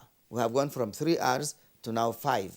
This is all in an effort, especially with plastic, to keep what we can in circulation so that we are not producing more. Are state governments on the same page with you on this? Yes, this politics, in fact, in the implementation section, it's not just state. First is the federal that will lead the way with the support, with the legislation and everything. Then the state, various ministries of environment that we are working with. Then moving down all the way to the local government, down to the communities. In fact, in the policy you will see NGOs, CBOs, CSOs are all part of this. This is a policy that is need holistic approach, and everybody must be part of the implementation. Yeah, Honourable Minister, that's fine, because again, that is on paper in terms of policy. In terms of implementation, I'm wondering, because I haven't sensed the advocacy that would drive Nigerians to recognize that, well, we don't have to dispose of our plastics, waste plastics, indiscriminately as we used to do, nor are you seeing persons who are saying, oh, look, there's money in this plastic now. Right. If you are recycling plants, let me keep picking them up so that I put them in a bag and at some point I sell them. What you find in a number of urban centers is still the same old story. People just suck the water they have in the sachet, dispose of it. Somebody finishes using his plastic, using the plastic for soft drinks or water, and they still discard it. So that's why I was asking, in terms of implementation, what are we seeing from the code letter of the policy to actual reality, even with the recycling plants that we have? It's beginning to happen. Like I said, it's gradual. Right here in Abuja, we have people who are collecting plastic, and we have people who are picking these plastics and taking them to the recycling center and get paid. Kids, especially, kids that have no job, little kids and things like that. And this is how it starts. And the advocacy is there. Like, for example, this show is part of the advocacy. And then we do also go down to the community level. We do also try to work with other media houses to propagate this. So it is there. Now, when something has been happening for years, it's not easy to just get rid of it one day, especially when people are resistant to change. But the incentive here is you can make money. And with the private sector coming in, they will give that incentive where people can bring in maybe a kilo of this, will you pay this much. The same thing we did in Rivers, where we built a metal recycling plant. I was there during the commissioning. Already people are bringing in scrap metals, are getting money for it, and being taken by the plant. We hope those scrap metals are not part of the rail tracks that have been vandalized. No, we make sure we are not taking anything that comes. We have to screen it. Screen it, yes. Honourable Minister, you've spoken well in this respect, but I'm also wondering how we can gradually stop the use of products made of polyethylene without actually having industries that are focused on developing paper bags, as we have polythene bags all over Nigeria. So is there any strategy towards this, or encouraging perhaps the private sector to key into this? Because you have a policy already on ground, yes, but we are talking about its implementation. You said it's going to take a gradual process. Right. That is understandable. Right. But then, having said that, you also need to, step up some actions, right? Towards ensuring that bold steps are being taken to gradually, minimize or totally eliminate, the use of polyethylene-made products. Yes, we do. And what I even forgot to mention is we have an interministerial committee, just like they have mentioned, and which is rightly so. The Federal Ministry of Environment is in collaboration with other MDAs, ministries, departments, and agencies. But most importantly, with private sector. That is something that we are pushing towards, because in the end, what we want is to have an economy that is robustly being supported by the private sector. That will even create more jobs, unlike now that the biggest employer in Nigeria or in most developing countries is the government. So we are working seriously with the private sector. And in this particular case of encouraging them to build this recycling plant, and when it comes to time for paper or other substitute, it doesn't have to be just paper. We can use other raw materials to make these bags. Even what we are talking about, nature-based solution, we are shifting to nature also. You can have straws from nature that you can use to make bags. These are 100% biodegradable.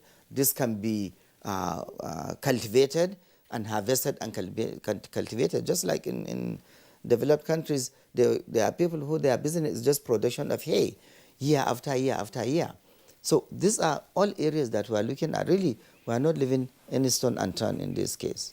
All right, Honorable Minister, thank you very much. We're going to have to take a short break now, but when we return, Honorable Minister, before we go back to our other guests, there are a number of issues raised by architect Nimo Basi, which I would like you to respond to. But let's go on this short break, and it's still Good Morning Nigeria live on NTA's network service.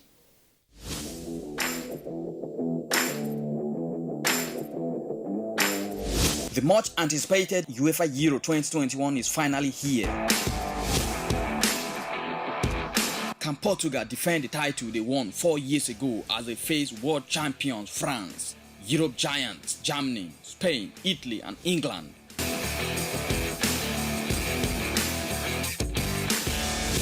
Catch all the action via live transmission, in-depth studio analysis, fixtures, results, updates, and lots more on NTA, Africa's largest TV network. For sponsorship and advert placement, contact Bola on 080-37044286 or Idris on 080-34-633-644. This broadcast is proudly brought to you by NTA in partnership with Media Business Solutions, MBS Sports.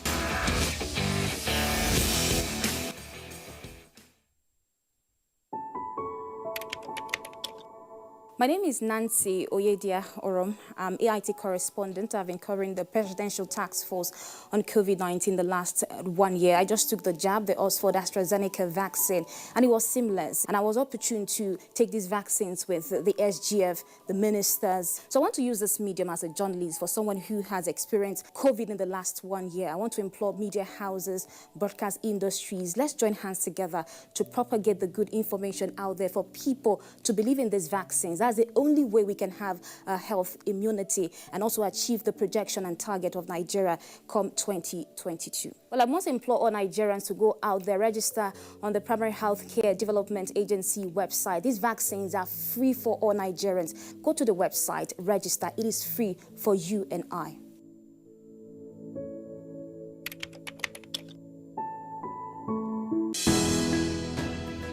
The counsel of our fathers. My advice to these young people is please do not take us back to those harrowing days. You probably do not know what it is. Nigerian youths, let's build our nation together.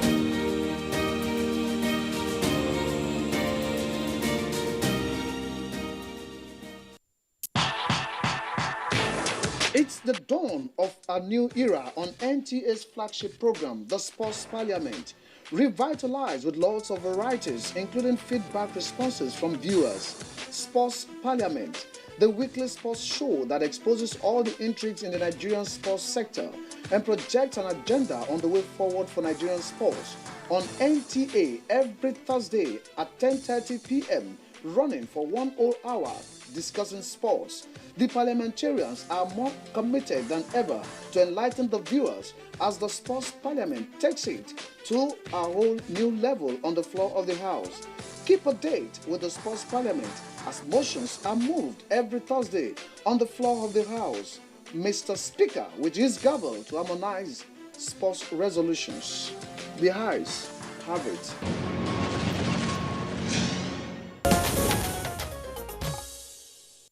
Welcome back to Good Morning Nigeria, and we are still live on NTA's network service. Let's go back very quickly to the Honorable Minister of the Environment, who's still here with us in the Abuja studios. Before we went on that short break, Minister, I did say that there were a number of issues raised by Nimo Basi, who is still with us from our Benin Network Center. I would like you to respond to those issues. One, he talks about the fact that there should be a concern that while the federal government is taking the lead in matters of environment, there appears to be no significant action being undertaken at the subnational levels in general. And so it makes reference to massive deforestation and uncontrolled logging in a place like Cross River, for instance. So when you say there is replanting, there is reforestation, the question will be, where is the evidence? That's one. Secondly, he also says that there's need for auditing pollution in the entire Niger Delta beyond the Ogoni cleanup that is ongoing. And it's also drawn attention to the fact that perhaps there might be need to publish a regular state of the environment report. What are your reactions to these issues?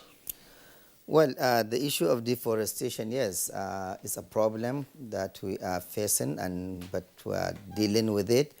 Recently, the government has suspended export of forest product. Now, yes, from time to time, you may find a situation where exporters connive somehow and move out product. But when we do seize them. I just wrote another letter to the Nigeria Customs Service, to the Ministry of Finance, and all the agencies that are supposed to help us keep track of this product that we suspended the export of.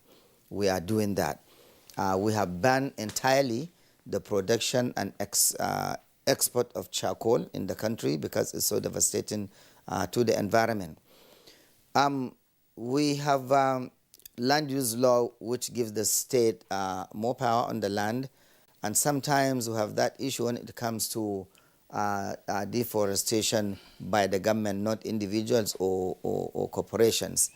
And that is something that we are working with. And I think during this particular administration, we have gotten a good understanding with the subnational, the state governors that have even agreed to gazette some lands that will be kept as federal forest reserve. We have already started receiving these parcels of land. However, yes, indeed, you are talking about deforestation in certain, we have had in Taraba, in Cross River. We are always talking with this government and keeping track who is doing this logging, what should be done, what can be done. You are right. It's something that is not easy, but it's doable. And I assure you, the ministry is doing everything. We will enforce the law according to the Constitution and make sure we safeguard our forest cover. The gas flaring issue, yes, is something that in itself has been a major thorn in our flesh in this country, and in particular the environment and our health. That is something also that is being looked at. The Federal Minister of Petroleum Resources, Environment, and any other agency, talks are ongoing and have been.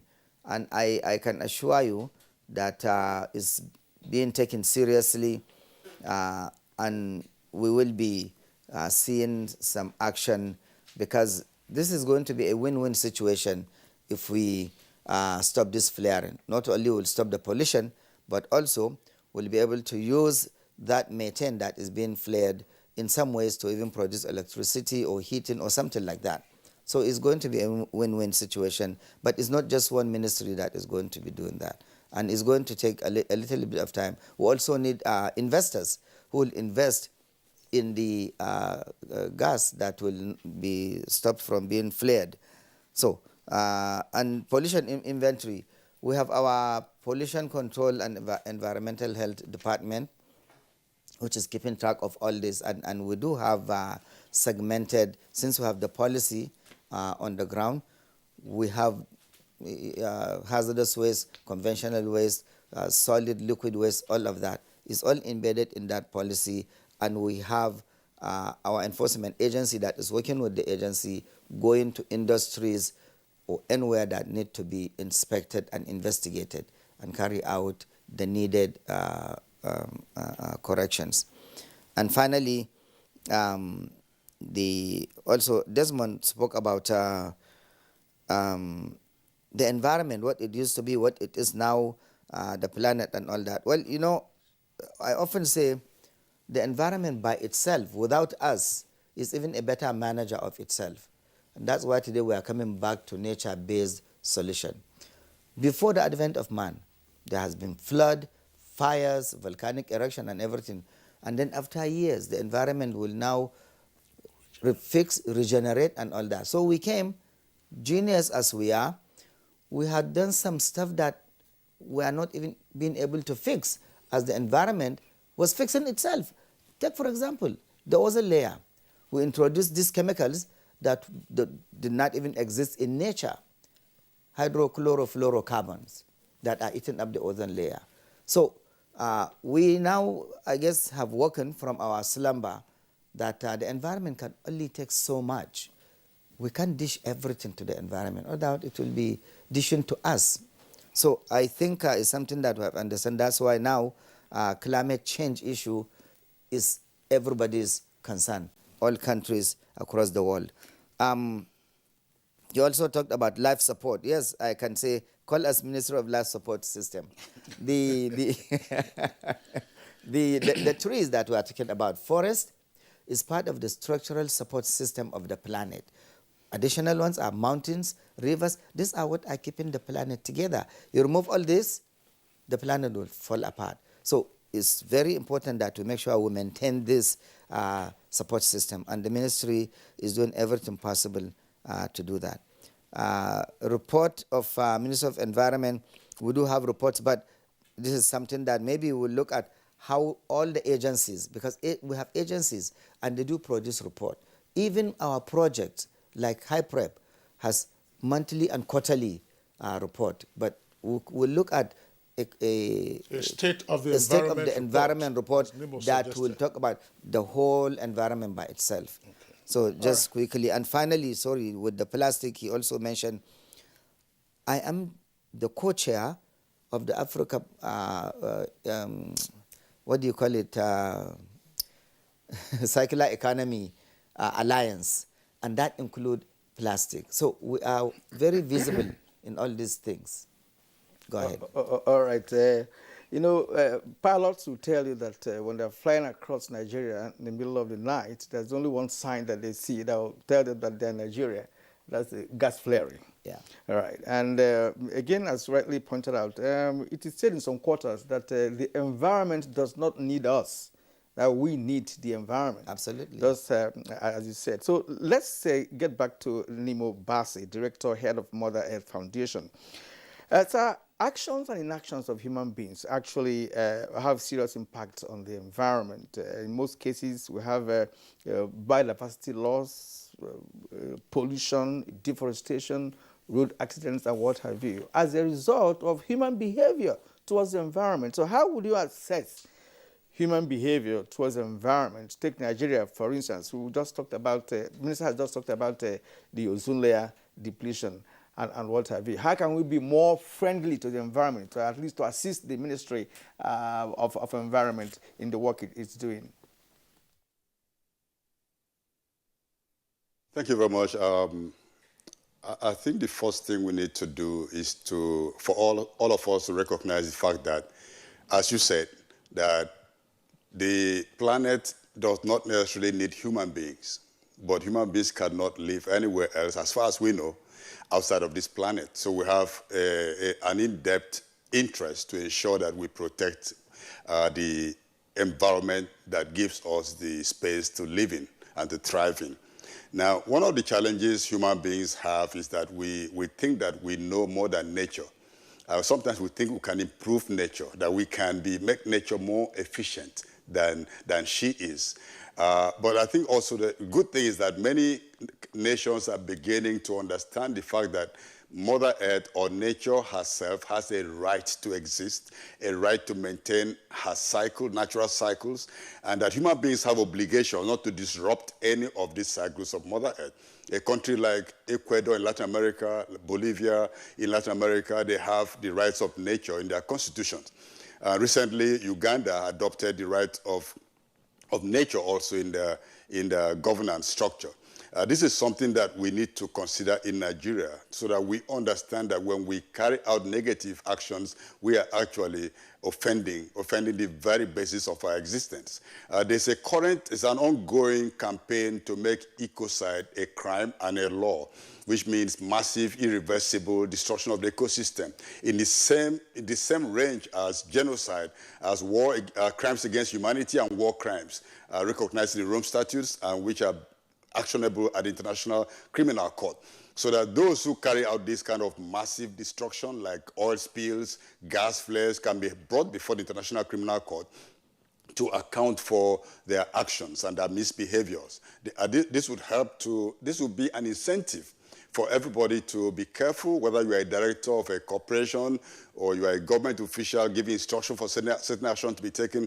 The clear definition of that law is going to be launched in a couple of days because people just hear about ecocide and people say, what does this mean? How does it work in law? So there's a gradual effort towards that. And I think we're seeing more and more countries coming to terms with that fact.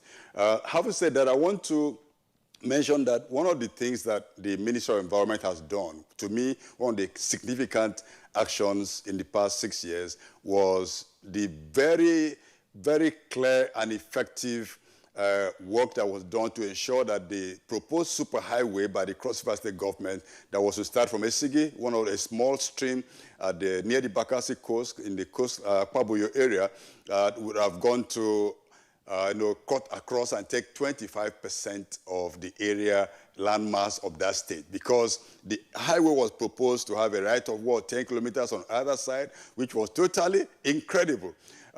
When the Ministry of Environment stood up to, demanded the environmental impact assessment for that over a number of times, and eventually that highway, the state government rescinded the idea of grabbing so much land on the other side, which would have destroyed communities and destroyed community forests and the natural and protected forests.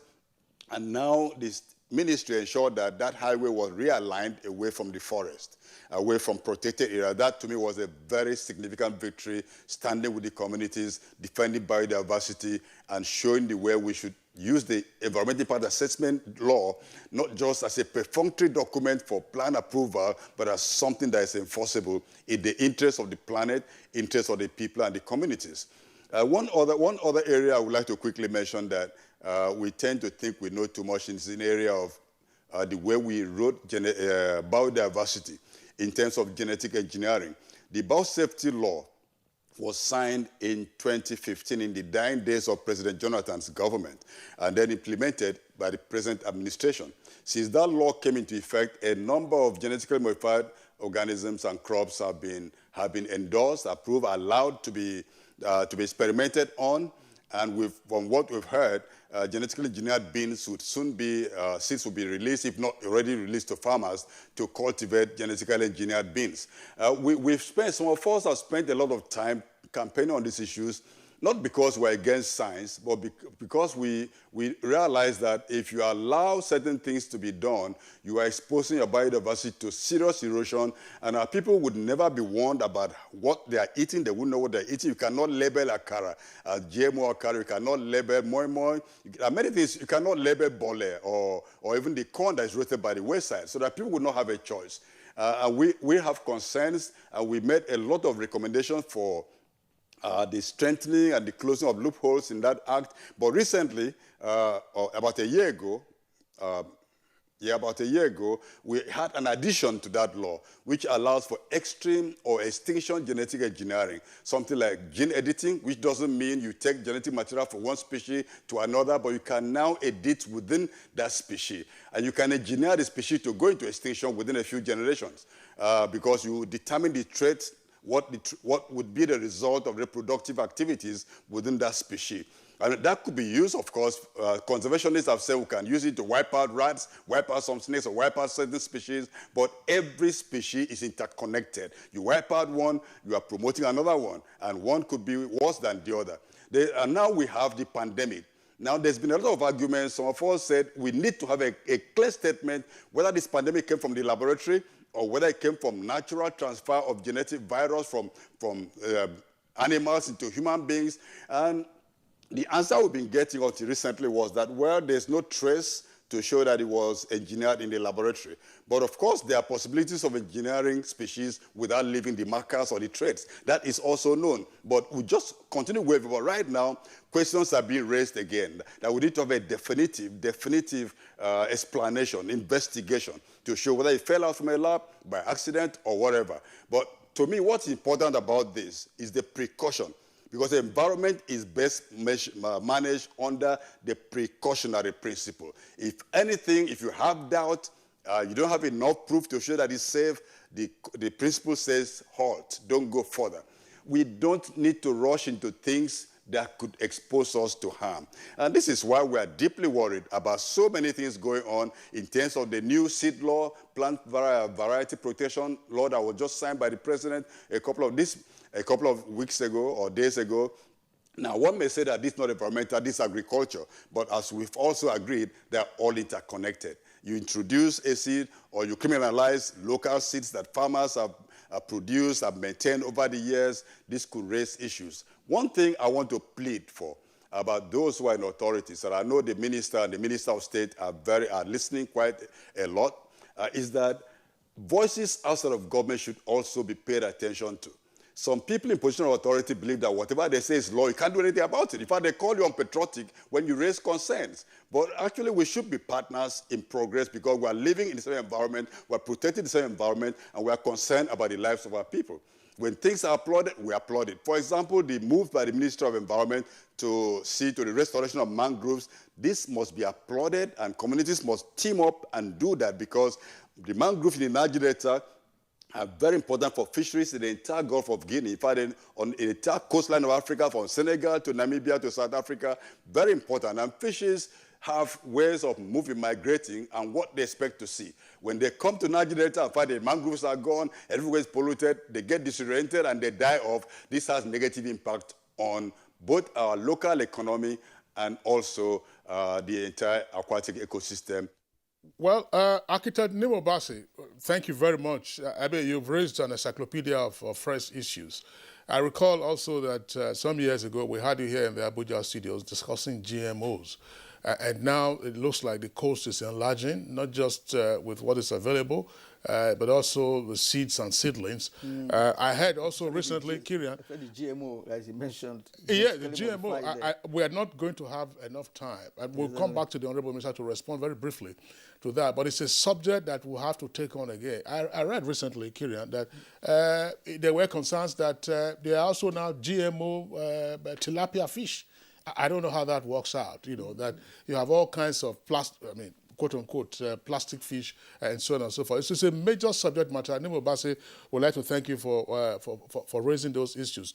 Very quickly, Mr. Desmond Majakodumi, while we are still on the issues of environment, some of the matters that sometimes we don't appear to pay close attention to, what do you think can be done? And I would tick off some of those items. Industrial effluents. I mean, who controls industrial waste from factories or plants where these ones are still functioning on account of industrial capacity utilization? And then everyday activity. In Lagos, you have millions of vehicles and you have thousands of mechanics. How do they deal with engine oil, with diesel and waste from what they do? How do they dispose of their batteries? That same question can be asked elsewhere in the country. And more importantly, fumes from generators. Absolutely. It's a massive issue, and unfortunately, I realize that we're running out of time, but we need to tackle this. You know, the reality is that we human beings, we've been far too arrogant, thinking, okay, we have so much power, we have dominion, this, that, and the other. No. We are rubbishing nature far too much, and she's hitting us back. Secretary General of the United Nations has warned us. Definitely, there's a massive responsibility on the Ministry of Environment. Again, we repeat it and repeat it. This is the Ministry of the Life Support System. If that goes wrong, everything else goes wrong. Apart from just, following the laws and regulations to reduce pollution, to reduce industrial waste, the one thing that is lacking, and I'm very, very, very worried about it, is that, the reforestation and the trees. And what worries me is that last year, our president categorically stated to the world at the United Nations, Nigeria is embarking on 25 million tree planting. Unfortunately, that target was not met. I think it was affected by COVID. And this year, we're not seeing much in that regard at all. And the main solution to the environmental problems on our planet is trees, trees, and more trees. Pakistan has pledged to plant over 2 billion trees in the next few years.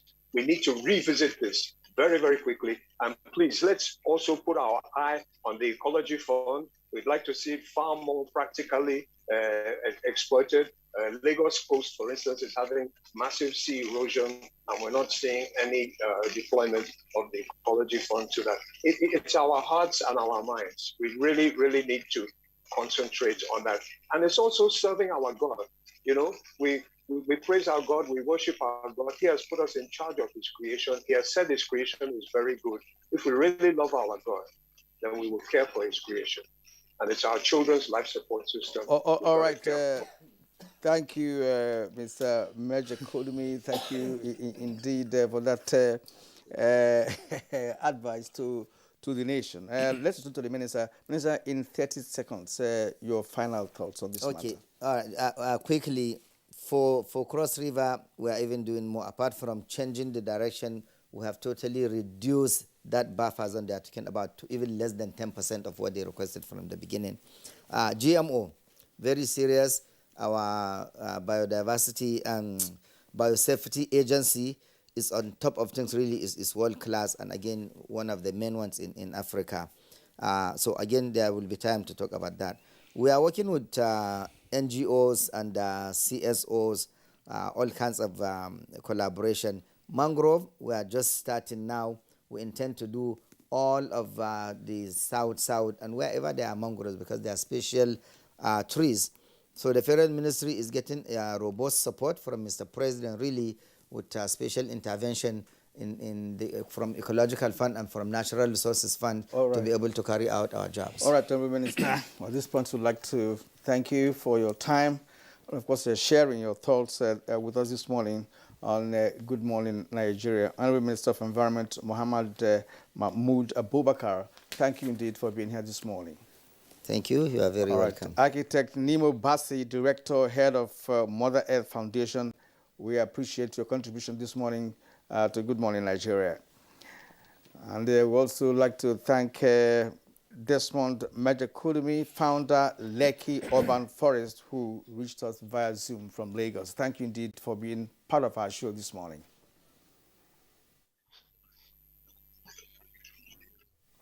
All right, so that's it on Good Morning Nigeria for today. The program returns tomorrow, same time, 7 o'clock in the morning. Until then, do take care of yourself. I'm Kingsley Osadolo. And I'm Kurian Umayo. Do have a great day.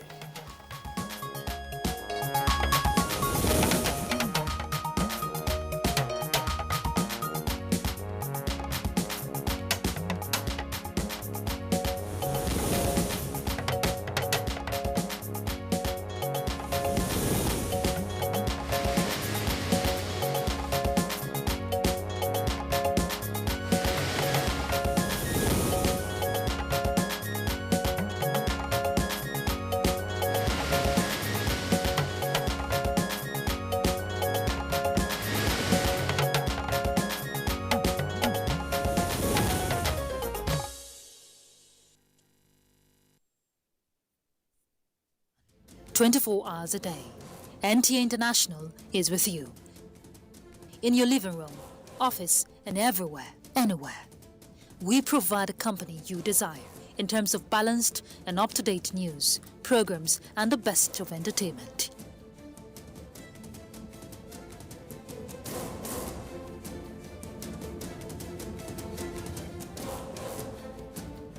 Tune in to DSTV channel 251, GoTV channel 91, Freeview channel 264, or live streaming via www.visiontv.co.uk. Application for iOS or Android. You can also see us on Facebook and YouTube for quality content on the go.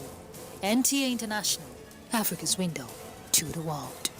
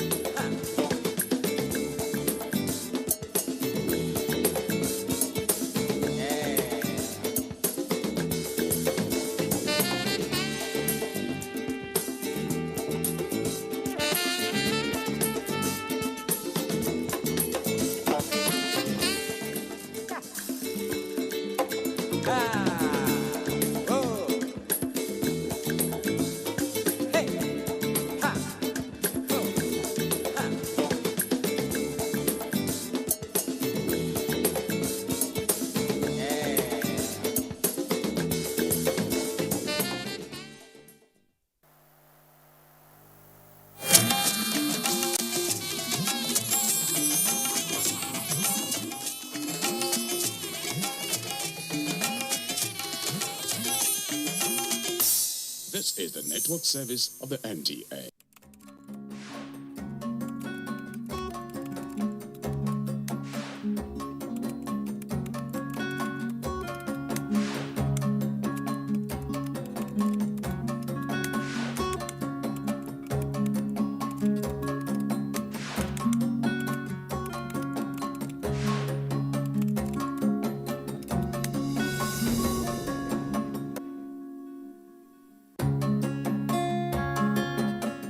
Hello and welcome to Thoughts for the Week. I'm Cordelia Obey, and the idea is to talk about things we usually would talk about. This time using proverbs, wise sayings, fables, you call them any name from around the world. And what are we looking at today? We are looking at being faithful to our friends. Welcome. Now, I have a story to share. It's a fable because I have some animals in it. Many years ago, there was a shark who had a monkey as a best friend. Every time the shark would swim to the island where this monkey was, and they would they'll be happy together. One day the shark said, my friend. As some people would say, my friendship. You don't even know where I live. Won't you come and visit me one day? And the monkey said, okay, why not if not? So it hopped onto the back of the shark, and the shark swam fast and straight towards the middle of the sea. When he got to his own home, all his friends, relatives, and all that were very happy. And the monkey said, why are your family people this happy? Shark said, our king is very sick, and they say we need the heart of a monkey to take care of him. And the monkey was almost fainting. Boy, he was very bold, so he said, my friend, why didn't you tell me what you wanted to do? You didn't trust me enough to tell me. Don't you know that we monkeys, we usually keep our hearts somewhere else? You see that tree you used to meet me? That is where I kept my heart now. And the shark said, He said, just take me back home. Let me collect my heart. I will come back. And the shark, okay. So to the amazement of everyone, now our elders say, if God had not been the friend of the faithful ones and made them wise, even in the valley of death, life would have been extinct in the world. So our monkey got home, got up to the tree, and told the shark that, you are a bad friend. Who told you? My heart is here with me. But thank God I escaped from you. And that was how the monkey got saved. My father told me that story many years ago. And I never forgot it. Because he said that every parent should teach the child or their children how to be faithful to you. Somehow, you have a means of escaping. It may not be the case all the time, but posterity, that story, is a story we should share every time, because every day it seems as if things are getting worse. People don't trust each other anymore. Whose fault? For the week. Are you into evil traps just because you want to make your own ends meet? Are you teaching your children to be faithful to their stance? Till we'll meet again next time. Bye-bye.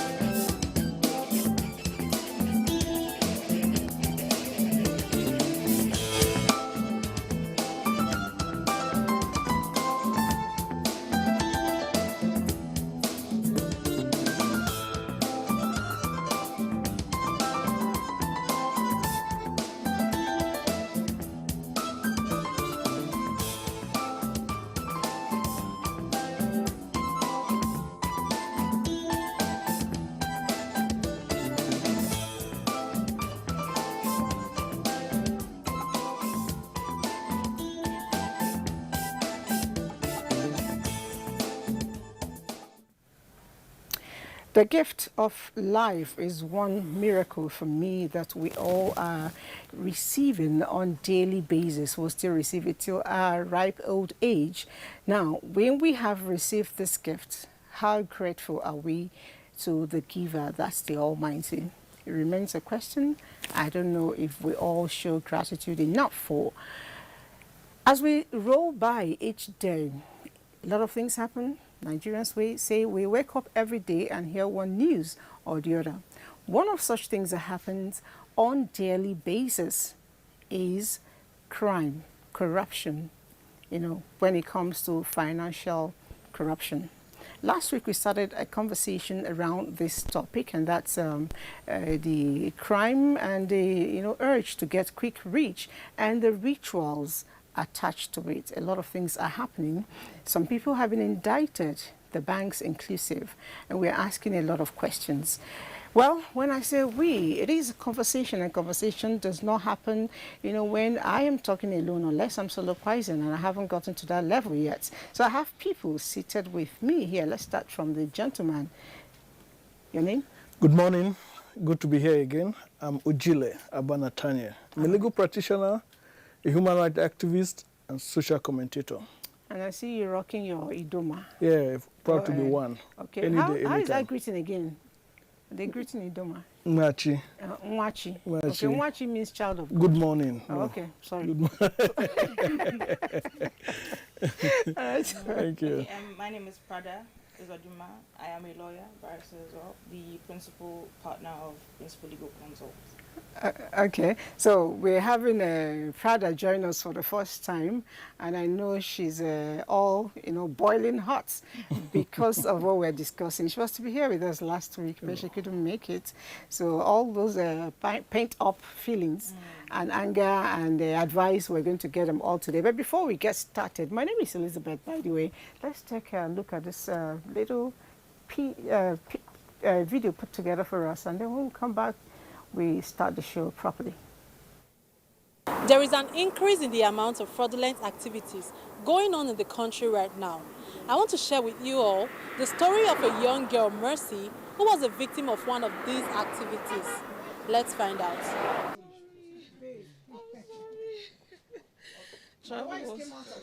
Mercy is a young urbanite who lives in Abuja. She is the manager of an upscale restaurant in Maitama. She commutes to work from Maraba to Maitama on a daily basis. On her way to work one morning, Mercy fell victim to a case of armed robbery. She was held hostage in a cab she boarded. Unbeknown to her, the other passengers were thieves.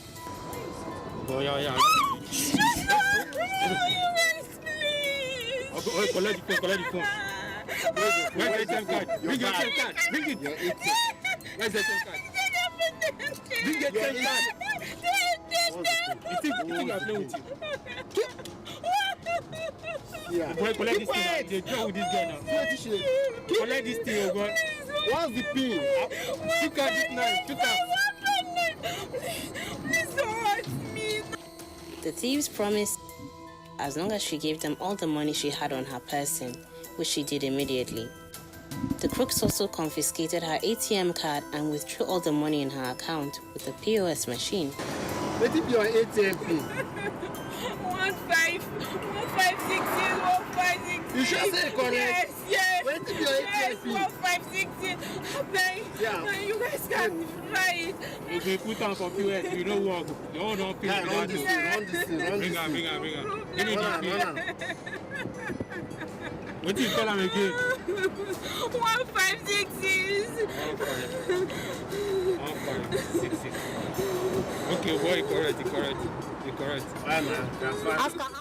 Afterwards, they took everything else valuable she had on her person and dumped her on the road.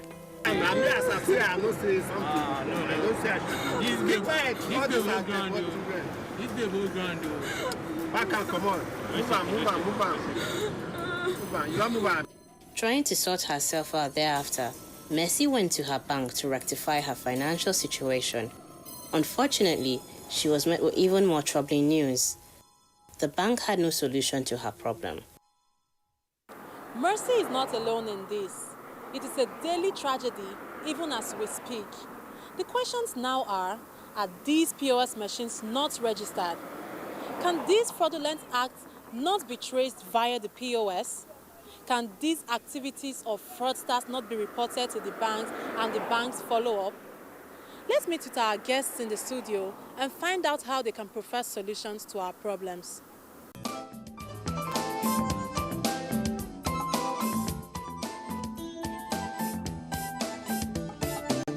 All right, so last week we actually started that conversation, and one or two questions, came up which tilted towards the participation of the bank in solution provision. So that's the offshoot of that. And I know we actually had a dialogue around that time.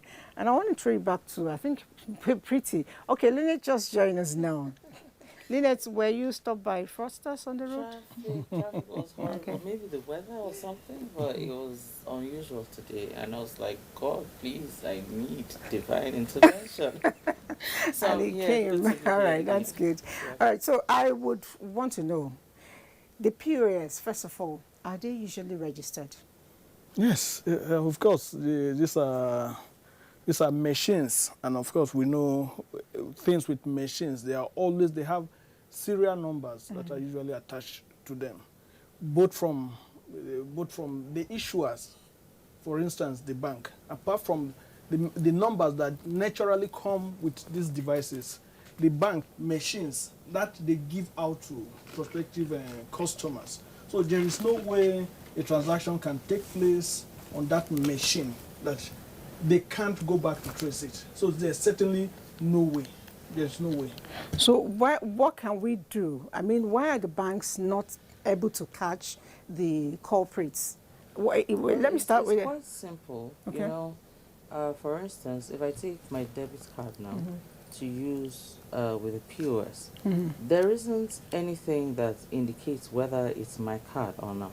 There's nothing that stops me from using that card if I have the PIN. So I think, the fingerprints, things that they're, introducing now, if that is maybe enabled to the card, then you can enable it. If your fingerprint is not there, then that doesn't work. But criminals are not kind-hearted. They could actually cut off someone's finger. Yes, wow. Just to be able to use it. So the thing is, it's about safety. You see, what I have in my hand is actually a receipt from a shop. Yes. And it's given to me via POS. And I try to look at these things here. This one is from a shop. So the person that attended to me, it's here. The things we bought are all here. And it's Wema Bank. Do you understand? It's Wema Bank. And the POS also has a serial number attached to it. It does. So if I have the bank, It has an on agent's number attached to it. That's what I said. It has a patient something Yes. up here. The merchant So if I have this and I go to the bank, you know, as I have it this way, I'm sure it's also there in my transaction Yeah, transaction. You know, report. Like when I ask for my history. Statement of account, So yes. if I go to the bank, you know, with all these things, wouldn't they be able to use the serial number, the bank, you know, name, and be able to get the culprits? Not really. Yeah. Not really, because the truth is, you used your debit card, isn't it? Yes. Is it possible for you to use your husband's debit card to shop? Yes. So how would the person who is transacting with you know that it's not your card or you don't have the permission to use that card? All he needs is the PIN. No, I think the question you're asking is, what is the bank's guarantee that you are not the person that made that purchase, right? So I don't think it's a situation of looking at the receipt alone. For example, now we have cameras in the ATM machines. Exactly, right? that's what can work. It looks at the date of the transaction. What day was this transaction made? Who made that transaction? This is our banks taking a step further to ensure that customers feel safe using their banks and using their POS. This is why we have ratings for banks, different stars. 1 star, 2 star, 3 star, 5 stars. Oh, there's a rating for banks. There's a rating for banks. Where do I go to rate it? It's on the internet. You look at the banks and their ratings, you know. So many factors are being considered to give them the 5 stars or the 4 stars. And customer satisfaction, the ability to like recover fraudulent purchases and things like that, what increases the bank's rating. So you look at the bank, you look at the stars. Most people just go and open bank accounts without even checking up on the bank, who owns the bank, how they function. If I lost my ATM, what is the procedure? So I think we as citizens need to take that extra step forward. How does this bank protect me when I lose my ATM or when I've been a victim of fraud? So the questions I wish you consider before opening an account with the bank. Okay, sorry, I think from my own understanding of this topic we're discussing, I think we're looking at a situation whereby these fraudsters, of course, recently they go about, even with POS, they do. Taking money from their victims. I think our topic, we're looking at a situation whereby such victim can approach the bank and say, so and so happened on my way. How do I get, because there's no way you can issue out the POS machine to a merchant without having the details of that person. I think that's what we're looking at here. Yeah, I think naturally it should be a walk-in kind of situation. You go in, lay your complaint. If you can establish that, yes, I own this ATM card that was used to take my money. If I can establish that before the bank should not have problem providing me with details of who did this or who has that machine that was used to rob me, isn't it? Yeah, that's the case where the machine is used. Yeah? Exactly, that is the case where the machine is used. When the debit card is taken from you and then you're forced to give your PIN, like what we just watched, what happens? Yeah, I think that's where I will subscribe to what my learned colleagues say here. That's it. So the CCTV, the machine itself has camera and all that. But in the other situation, because we've also witnessed such situation where POS is being used to defraud people at the position where they are attacked, I think without holding brief for the bank, as part of due diligence, after identifying yourself that you own this card and this is what happened to you, I think the other measures that the bank usually take to ensure, because they also don't want any liability to befall them at the end of the day, they also go extra miles to ask you to get an order of court to enable them do what they're supposed to do, at least to provide. What if anybody walks into the bank and said, so and so happened to me, let's check this is the, and maybe it's the other way around. So they also need to be protected by asking you to get an order from the court. Okay, but as we speak now, I haven't had anybody who mentioned there was an order of court or something from the court to get these things done. Yeah, I think without that, like I said, I'm not holding brief for the bank, but I know without that, it will be very difficult for the bank to oblige you any information you want to know about such machines. Or carry out investigations. Yes. You know, as to why that occurred. Yes. Because if somebody, you know, naps me and takes my ATM, and within a short period of time.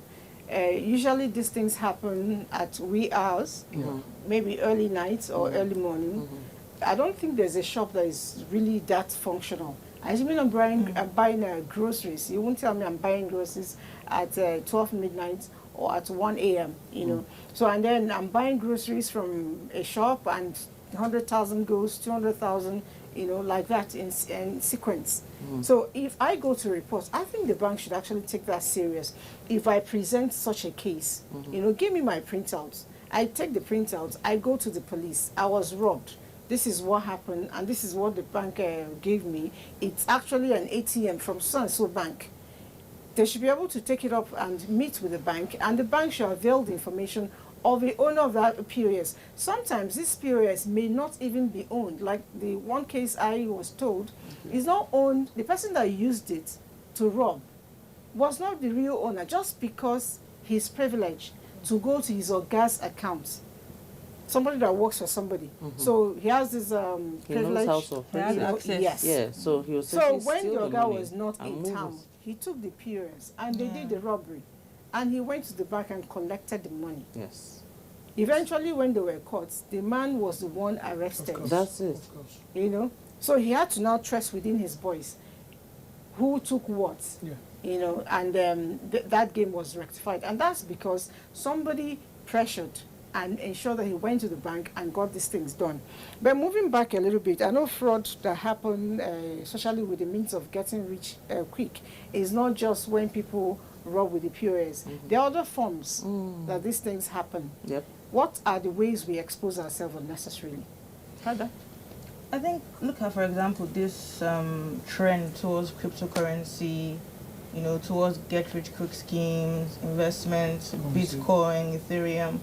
Most people that I know have been defrauded from that because they've gone into the business or into the investment without the required knowledge and security. You know, I've had clients personally that have been victims of this case. They've had people approach them that, oh, give me this 1 million, in the next 24 hours, I'm going to invest it for you, I'm going to give you back 6 million.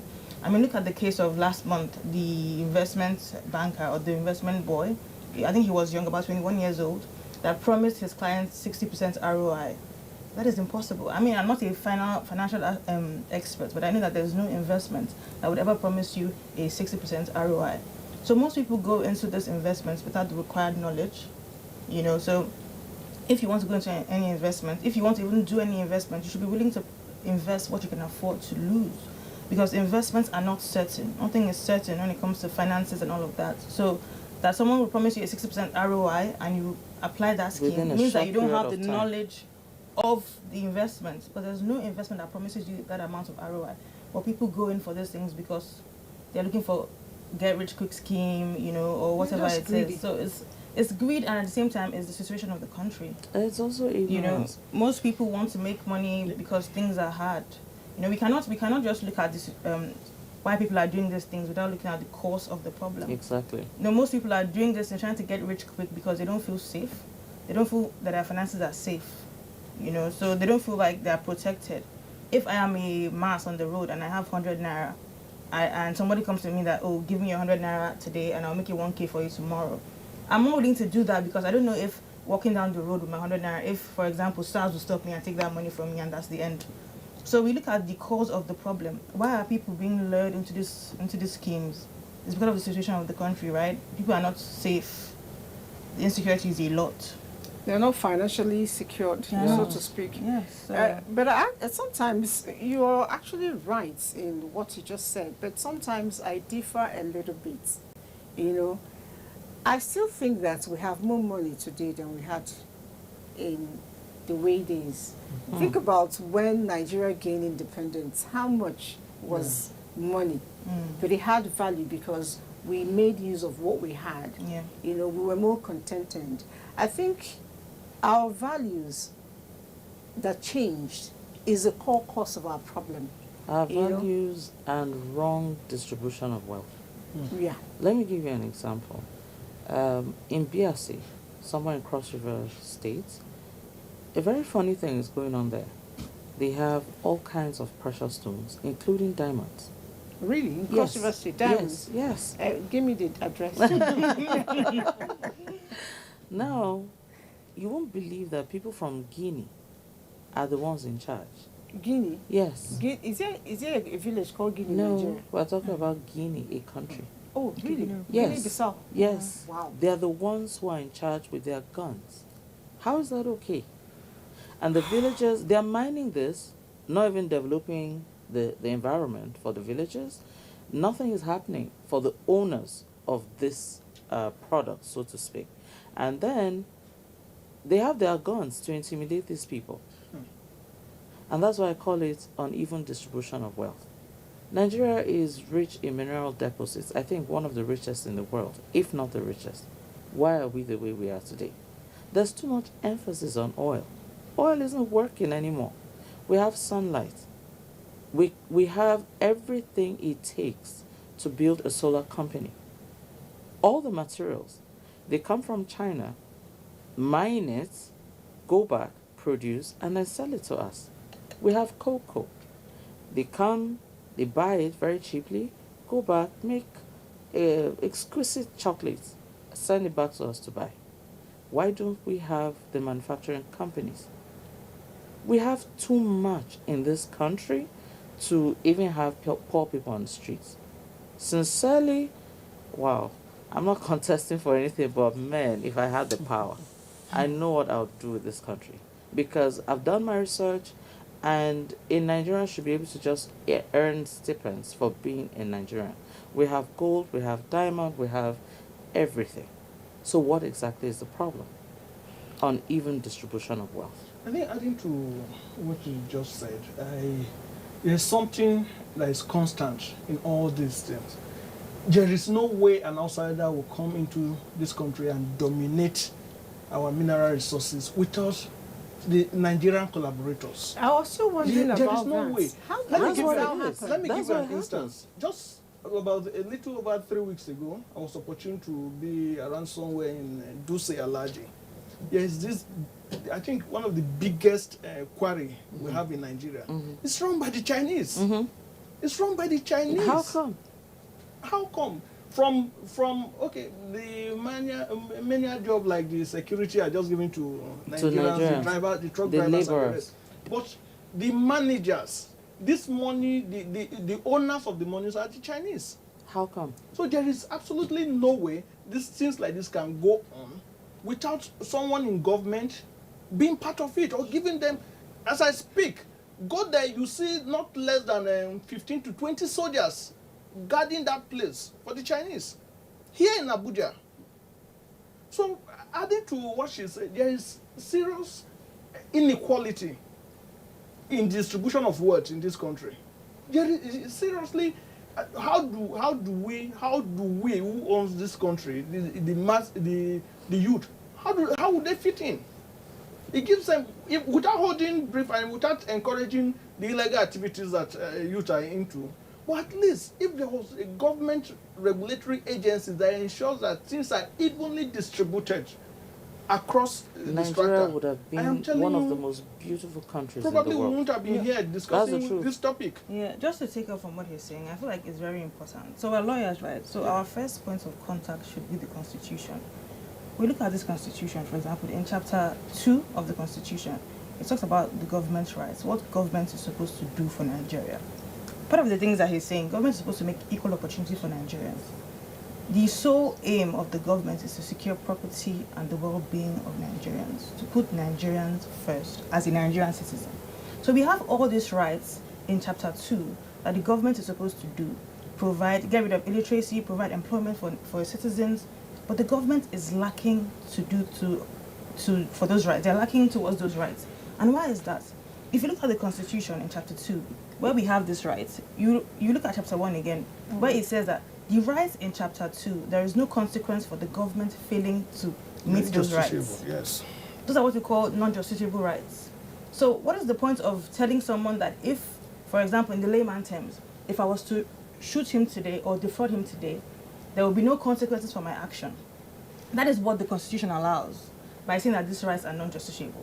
Meaning that if the government fails to provide jobs for the citizens, if they fail to create a safe space for citizens, there are no consequences for their actions. And that is why the government gets away with all these things. And that is why we as lawyers, we as Nigerian citizens must seek for the reform of the Constitution. I feel like something is out there right now. So when we're talking about the reform of the Constitution, we should be talking about changing those non-justiciable rights. We should be owed rights such as security. We are owed those rights. That is the main aim of the government as a government. And those things are not enforceable in the course of law. So the government is operating without consequences. That is what it means from a legal perspective. But I still think, okay, you were yes, going to say something. I totally agree with you. You guys don't make this place another law. We'll try as much as possible not to. I don't have my week. We'll try as possible not to. Well, I think you just made a valid point. Okay. And we're currently, I think we have a hearing, for the amendment of the Constitution. Yes.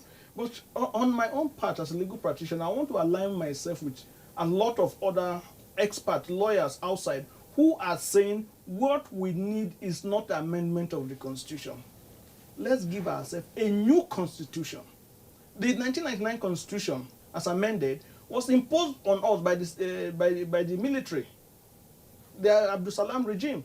So it is not something that you, myself, and we all sat down and agreed that this should be what should guide us. So instead of amending, we should call for a new constitution by the people. Okay, so while we are waiting to call for that new constitution, I'll still go back to what operated while I was young, really. I like to go back to that. I didn't know anything about constitution, and even as I said today, grown as I am, I know constitution because it was part of civic government, civic education, social sciences, and all that we did in school. Yeah. I don't know where constitution helps me with my greed to get rich. I'm not saying you're not right. Yeah. Which is why some people, I'm looking at the messages here, are still putting it back to the family. As a matter of fact, somebody mentioned what you said last week. Said Mr. Ojile made a point when he said parents should do more on their children, and giving audience to our children is very necessary. Keep on the good work in the studio, my people. I greet you all. He says his name is Chi Bogo. All right, so it still goes back to what I was trying to point out. We know that we don't have equal distribution of wealth. We know that probably constitution needs to be amended or rejigged or bought a new one or agreed a new one, however it is. I'm not a lawyer. But I know that there is something that is ingrained in us, it works real hard. And that's good value. Somebody called me today, a young person, and I was talking to the person. I said, there are certain ways you talk to somebody who you do not know. Ordinary phone conversation. There are ways you don't know who I am. Somebody gave you my number to call, and you wake up this early morning. You're just 26 years old, and I'm almost 80, and you say, "Hi, Liz." I don't understand. Seriously? I asked you, how old are you? You said 26. I said, do you know I'm almost 90? That's for me, that's where it starts. He's already feeling, okay, 26 is a big age. And before you know it, he will tell you, I'm into big things. And that's where it starts. Yeah. He begins to think, at 26, I should have built a house. At 26, I should have had this. So if we're able to catch it early, that's my thoughts. Some of those things, we'll be able to cope. And then I want us to actually look at our exposure, to social media. A lot of things that happen, I don't think I've ever posted my picture when I was crying. That's to tell you that we all live fake life. And I think I cry about almost every day. I cry when I'm happy. I cry when I'm sad. So it's one of those things. So that means we want to put out what we give people, wrong impressions, on Instagram, on this and that. We're not real. So why do we put out such things and then expect that we'll not be attacked? I am leaving it open for you people. Yeah, first off, to corroborate with what you said earlier, I always refer to the Bible because for me it's the wisest book on earth. The Bible says, train up a child in the way he should go, so that even when he's old, he will not depart from it. Now, that person who said, hi Liz, you need to check how he even addresses his own mom. I've seen people who call their mothers by their names. It's so wrong. So these values need to start from the background. It needs to start from home. That's why the Bible still says charity begins at home. So it's really important to start well, and then you can finish well. Otherwise, we're going to have a society of people who are just misfits, and then you just have people who are rogues. But then again, you have trainings that are available in etiquette, public speaking, and how to improve yourself. If these things are not offered in the school, they're offered online and then in other training institutions. Better yourself. You don't need to wait for what you were told or what you were taught. Everyone who taught you something is limited, but then you can improve. There's so much resources on the internet. If you want to speak right, what do? How do you address someone who is not your mom? Ma'am. M-A with an apostrophe, A-M. It's not even ma. Good afternoon, ma'am. Not good afternoon, ma. Ma is actually a short form of madam, but the proper way is good afternoon, ma'am.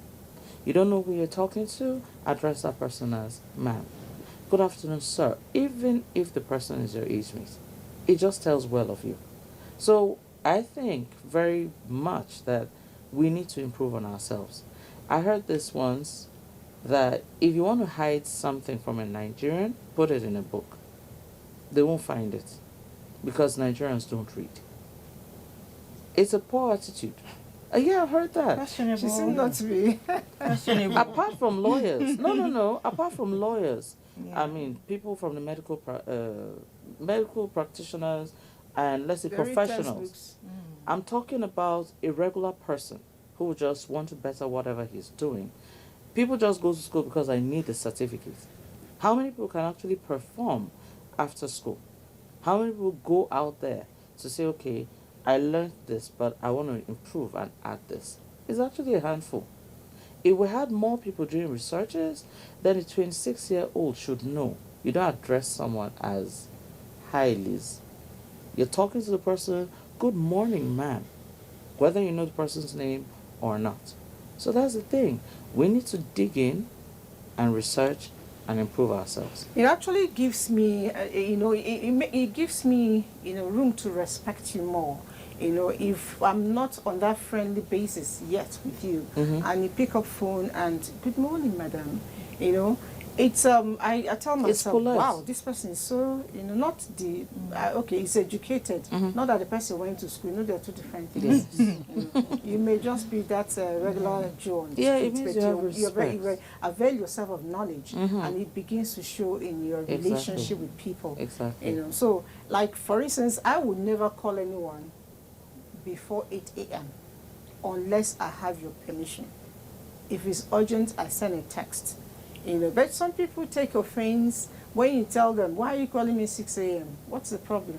They don't This understand. thing could have waited. Yeah. They don't understand. It boils down to upbringing. What is acceptable in my home will not be acceptable in your home, right? But because we're Nigerians, we're very cultural and traditional. We tend to think that there's a majority, there's a way that everyone should act, and we forget that people are individualistic.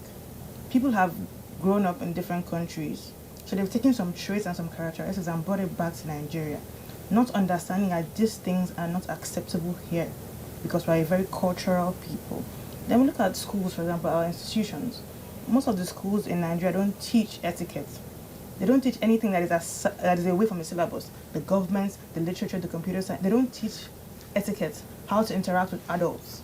A friend of mine, we had this conversation last week.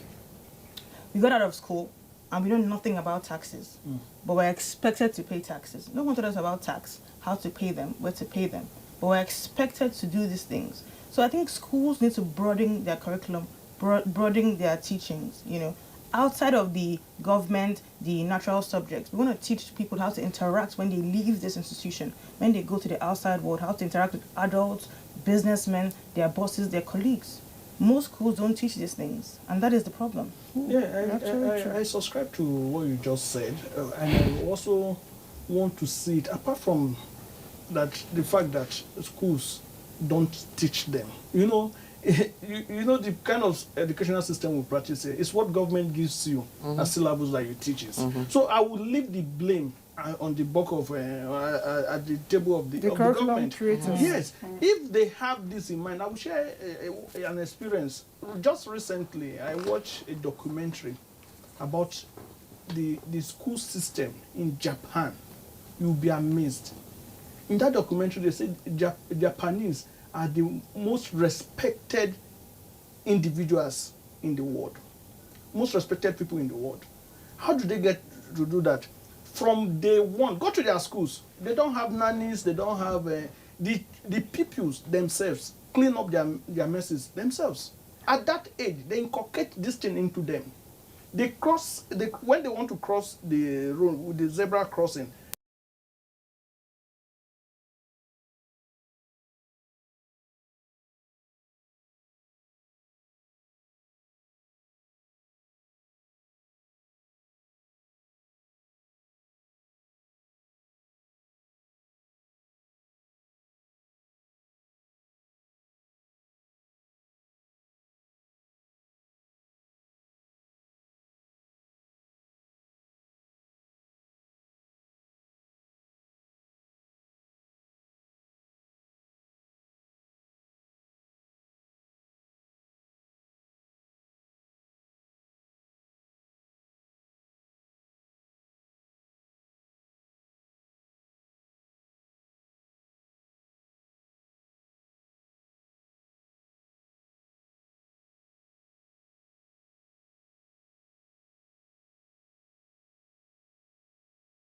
Senior colleagues. Yes. Okay, that's nice. You know what you're talking about. I still, I want to, toe your line and blame it on the curriculum formulators. Yes. Because I have always wondered, and I've said it in more than one occasion, why do we have things like indices? Logarithm, algebra. Yeah. And I studied all that until today. I have not been able to use it. Meanwhile, if you taught me ethics, etiquettes, I will still find it useful till I go to my grave. Sure. Why don't we begin to, imbibe that? And then speaking about the Japanese culture, there are schools here in Abuja. They feel, I know it's outside Abuja as well, but my children went to school here, so I know. They feel that if a child comes to school, you pay for everything, including laundry. So there's somebody who goes around to pick up your child's school uniform to wash. And I'm like, did she have a cut on the finger? And the answer is no. So why would she wash her underwears? Good question. They say, sometimes they don't know how to wash her. Please don't do that. You're spoiling my child. Exactly. By the time she grows up, she will start looking for a laundryman, and she will not be able to, do without a laundryman. And before you know it, she starts looking for big money to be able to pay for those lifestyles. Yes. Let her do her laundry. Exactly. There are some universities here in Nigeria where the cleaners of the hostels, go around to pick the students' clothes to wash. Some students told me that they said they don't need their clothes washed. Now, when they wash their clothes, they hang it. These clothes washed by these students deliberately gets missing. The reason is, when you now say, okay, why is my shirt missing? Why is my this missing? They tell you, if you had given it to us, we would have washed and looked after it. Oh, wow. So that's a way of forcing you to use their laundry service. Wow. And for me, that's crime. That's criminal. It goes back to what we are saying. The little space, that was what I was talking about constitution, not really hitting this for me, even though it does have a point. It's for me, it's our mentality. Look at that cleaner, looking for means. Being crafty. Of making sure that students give them clothes to wash. And at the end of the day, you're doing things that are not right. A lot of people sit at home and blame the big government people. And I tell you, start with yourself first. Because if you go where Bible says, clean your eye before you clean another person's eye, we'll all be in trouble. That woman that is, inflecting her list for markets, You write, I saw one on the internet. The person said he was going to buy dry meats, then gave the same dry meats in Igbo, gave the same dry meats in Hausa, you know. All those kind of, I saw it. I wish I had it. You know. So if your husband saw it, the same dry meat was written in 4 different languages. Oh, mercy. So and all of them had 1,000, these 2,000. So she's gained like 3,000 or 4,000 extra. So she does the same thing for vegetables. She writes a green vegetable, then she writes ogu. She writes a for real. The man does not go to kitchen, so she does not know the difference. So in your little corner, you're stealing. Exactly. You know, and so then the same person will sit back and watch the 9 o'clock news and say, "Oh, these government people are finishers." They started finishing. Exactly. Once the person is given the opportunity, then he or she knows how to move big money around too. Definitely. Yeah. So it starts with us. That's the truth. You know, Michael Jackson says one of his songs. He said, "I'm talking to the man in the mirror." So who is the man in the mirror? It's your reflection. All right, we'll take a break, but let's quickly read this and, you know, masticate a little bit as the break goes on. Good morning. The bank's nonchalant attitude to help a defrauded customer is fueling the rates of fraud in Nigeria. True. Anytime I guess they are on the receiving end, they go all out to recover their money. Let them do the same for the customers. Oh, you don't want to owe a bank. That's all. All right, so we'll take that break quickly and get back to our talk.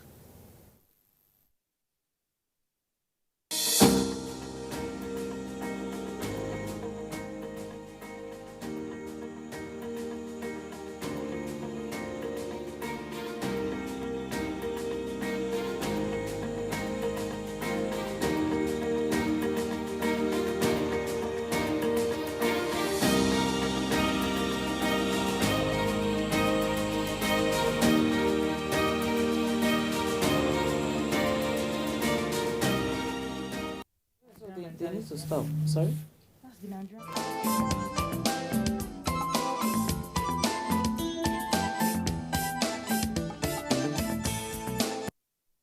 All right, still conversation, and we have lots of mail here. Let's say, well done, everyone. You're doing a great job. Banks should be held responsible for fraudulent activities done by scammers because they refuse to expose them. After all, ain't they the same person that gave them the POS machine? That's Mommy Twins from FHL Lube. Thank you, Mommy Twins. And we quickly move to our text messages to get more. And this one says, just hang on a minute. Okay. This one says, I am Mazi Eugene. I have said it tirelessly. Nobody can solve this problem except the government. They should put on good legislative laws, enforceable laws that will not be compromised. And then we should also put CCTV cameras in certain environments. And period. Nigeria has acquired helicopters. Why are they using it?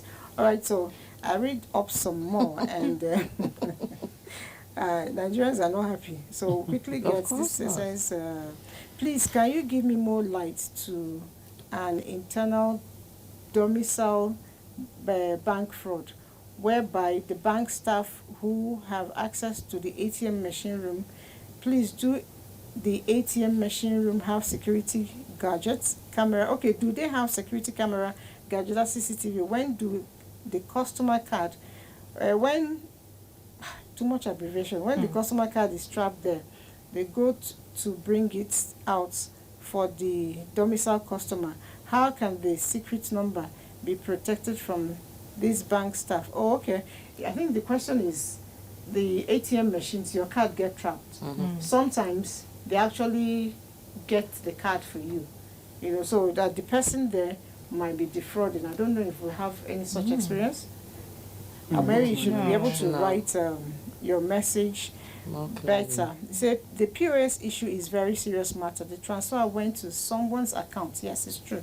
So it's very possible to track the account owner and get the person that collected the money from the ATM machine. That's Chris Godwin. Chris, thank you very much. We sincerely believe that. Ojile value system is very child upbringing.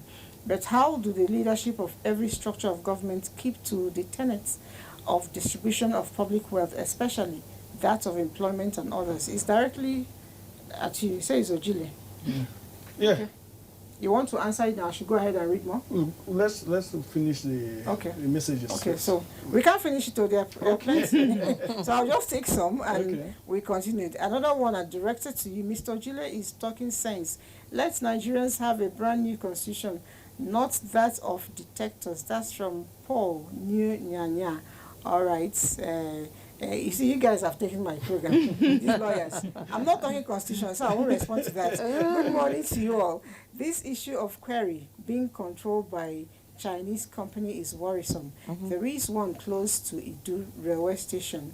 The EFCC should find out who are the directors. I can assure you that conversation is going to make more inquiries about that, and we'll get back to this set to discuss that fully.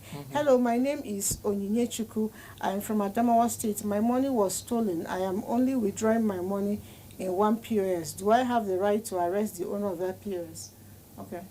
That she's been withdrawing her money from one POS point, you know, and then her money she found is missing. Can she arrest the person? No arrest, but she should trace it from the bank first. I think she can trace it from the bank. You just don't take as the point you said you are just suspecting. You've not made a conclusive investigation that that person is responsible. And one thing is certain: there is no way your money in your account can be withdrawn without your card. If her card is with her, and her money, she's talking about the POS agent. She suspects that the same person is. I don't know how it can work. You're underestimating the innovation of criminals. Except if her card is cloned, right? Yeah. And other things. But even at that, I still find it very difficult. She needs to find out how many people know her PIN. It could have been something as simple as online shopping where her details were saved in a fraudulent site. Yeah, because at some point I lost a lot of money to a supposed NEPA, I call it NEPA company in Lagos. They call it Zipper Holdings Ikeja. Yeah. Okay. Every 2 days, 1,000 naira would just be debited from my account. Oh, wow. Yes. This went on for like a month because I was buying lights online. So I don't really know what happened. I was using it here in Abuja, and then I get debited, I guess, a token that I cannot use. So I had to go and, raise an eyebrow and report it to AEDC, and they said no, that something is fishy. So I had to go to the bank and actually discard that particular debit card, and that was how that stopped. Yeah. So that could happen. Yes. You can't insist that it's the POS guy. Yeah. It may not be the person. Not necessarily. And it could also be somebody in your house that is using your card. I also have a personal experience like that. I subscribe to Netflix, and I think in the process of my registration online, I pressed a button that gave them the right to save, to make automatically make deduction every month. And when I was looking at it, I now realized, but even at that, they should give me a prompt to make the final decision at that point. No, when you have automatic subscriptions. They don't. They want their money. So sometimes, if I wasn't careful, or if I didn't know I did these things myself, I would have suspected somebody else. So until I went back and deactivated it, that was when it stopped. You've listened to all the provide solution. So check yourself very well. Check if you're having any suspicion on your phone that is possibly causing that. Somebody says here again, I really appreciate your discussions and your guests are on point. But whatever you people say, Western civilization has done a lot of damages to our behavior and excess love of money. That's coming from Barrister Lamba from Potkin, Yobe State. And moving on, says, good morning to you and all the panelists. You're doing justice to the topic. The ethical vacuum should be blamed on the man on the mirror, just like you said. The family must wake up. Teachers can only do the little they can. Family, family, family, family. He wrote it like 4 times. Azubike, Dr. Azubike is a PhD from Umuahia. Thank you very much. And some staff officer are agents to fraud. It takes time to know them for culture to start from home, not school alone. I think it's talking about the bank. Some of the people might just be working with them. There's another one coming in from Lagos. Mrs. Abiola says, "Good morning, Mas and Sons. The Almighty God will give us good hearts and grandparents to be able to train their children. Wrong things are now the right things." True, honestly. Good morning to everyone in the studio. My name is Sibi from Bayelsa. The problem with all these issues, which you've all mentioned, is centered on bad parenting. Parents have failed on their responsibility by bringing up their children with the right values. To me, bad parenting is a problem, our issue. There are a whole lot of mails here, but I'm sure that I won't be able to finish them before our time runs up. Let me quickly give us time to do more. And somebody asked some questions. I'm not going to talk about constitution. I put it to you that today's one is not constitution. So talk about fraud. I need our way forward. Now, if I'm defrauded, not just by bank, in any form, what is my first legal, step? Let's start from you. I think you want to look at the fraud, how it occurred or how it happened, to know where is the right channel to go to. Could it be EFCC? Could it be the police? How much was involved? Do you want to go to the courts? I think most people are discouraged with going to court or going through the legal means because of the slow system, how slow our justice system is, right? So most people go to the police and go to EFCC. I feel like if you've been defrauded and there's a large sum of money, your first point should be either the police or to EFCC. Okay. For a fast solution. Okay. Yeah. All right. Yes, just like she said, it also actually depends on the circumstances. Yeah. There are some things we call. Well, I don't want to go into the constitution. The constitution, but there are some things we also need to. It depends. Every case has to be looked into to know where to channel whatever grievances you have with anybody to. First of all, there are situations. Myself and you, we can enter into just a civil transaction, but at the end of the day, probably because of one situation or just frustration somewhere, I am unable to fulfill my obligation towards you. People misinterpret it and totally term it to be criminal in nature. And even if you take your complaints to the police, even if it is where it is a criminal or fraudulent activity, what the police are entitled to do is to investigate the criminal element in your complaint. All right, let me pause you there a little bit and then maybe tilt off a little bit in 10 seconds, see if you can answer me this question. Is it really possible to convert a woman's pants or bra into money, ritual speaking? Yeah, I've heard that. Look, we are first of all spiritual beings that live in a soul, that live in a body. So I've been told that the spiritual governs the physical. So a lot of things could happen spiritually. But then again, I'm going to leave my message. Being a person, the kind of person that you want to be, it starts with you. The kind of government you want to see, it starts with us, yes. My director is on my neck, so I gotta go. Next week will be another exciting topic, but whatever we do, we should always remember that karma is real and it can actually come visiting. Some people put it, forgive the use of language, karma is a bitch, it doesn't give up. So try to do what you think is right for you, do it onto another person. And please, the banks, concessions here says you need to do something, wake up and do something. Our guests from the iPad also say you must do something. Please do so. I'll see you again next week.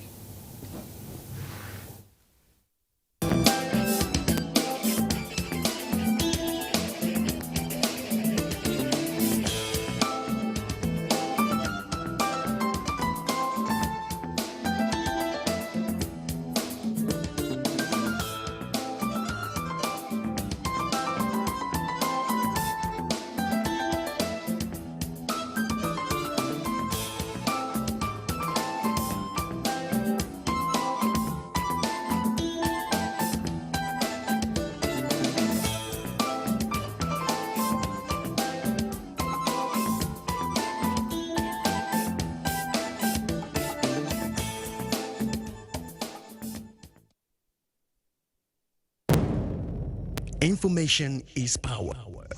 Everyone wants power.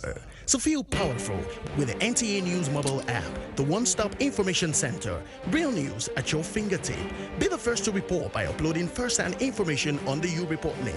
And be the first to know by simply clicking on any of the links on the sidebar for headlines, domestic and foreign news, economy, security, politics, sports, and more.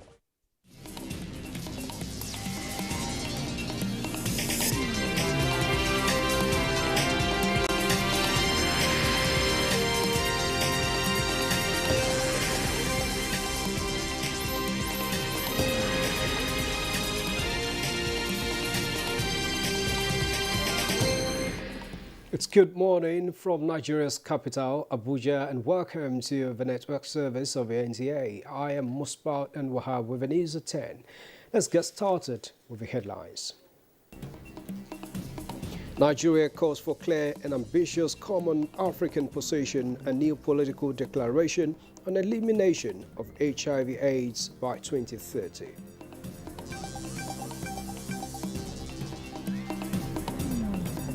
Nigerians cautioned on risk in accessing content via virtual private network, VPN.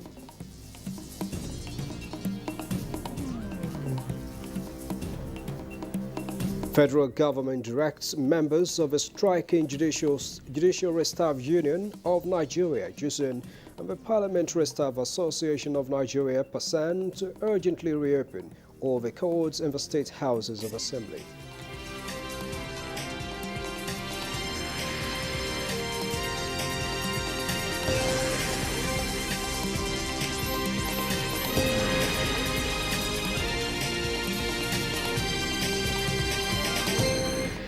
Thanks a lot for staying tuned in. Another crucial meeting of the National Crucial Council, Security Council has ended at the Presidential Villa, Abuja. President Muhammadu Buhari summoned the meeting to chart the best way forward in respect of the prevailing challenges of security bedeviling the country. State House correspondent at the Musamba report that the meeting, which lasted more than 4 hours, was the fourth to be held in the last 6 weeks. Vice President Professor Yemi Osinbajo, Ministers of Defense, Interior, Justice, Police and Foreign Affairs, as well as the National Security Advisor attended. Others were the service chiefs led by the Chief of Defense Staff, Chief of Defense Intelligence, Directors General of the Department of State Services and the National Intelligence Agency, as well as other critical stakeholders. Efforts by NTA News to hear from participants of the resolutions adopted of a strategic engagement were unsuccessful. Meanwhile, President Muhammadu Buhari had last week read a riot act to arsonist bandits, insurgents and other criminal elements undermining national security and stability, but they will be treated in the language they understand. Governor Hope Uzodinma of Imo State has attributed the prevailing challenges of security bedeviling the country to deliberate attempt by some group of people not only to rubbish the unprecedented strides achieved by the present administration, but also to break down the government for selfish political gains. Speaking to newsmen after briefing President Muhammadu Buhari on the state of affairs in the Eastern Heartland, the governor described the situation as worrisome and counterproductive. The problem of this government is the deliberate attempt by some group of people to pull down the government. Nobody is telling me that this government is being accused of having not performed, or salaries is not being paid, or that the roads are not being constructed, or the railway is not going on, or the various intervention funds that is supposed to empower our youth are not being given out. Nobody have come in concrete terms to accuse this government of one failure or the other. All we hear is that herdsmen and farmers are fighting. For that reason, 200 people are kidnapped. People are shot down there, people are killed there. But you send people out in the night to go and cause trouble, and you use it in the day to blame government. We must be realistic. I believe in pragmatism. I believe in doing things right. The governor said time has come for well-meaning Nigerians to bury their differences and exhibit high sense of responsibility and patriotism in defending the unity and integrity of a country for sustainable future. Anybody worth his onions as a leader should be able to speak out. How many of them are speaking out? How many of them are condemning what is going on?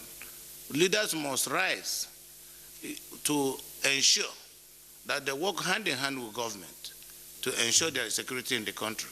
This is not the society we used to know about our country. We should all be worried. And not only being worried to sit down and begin to blame government or blame Mr. President. We should all get involved. And if we are not united, we achieve nothing. We must contribute to our quota, however it is, to ensure Nigeria remains strong, united, a place that we will go about our businesses, equity and justice is guaranteed, and then we have a country.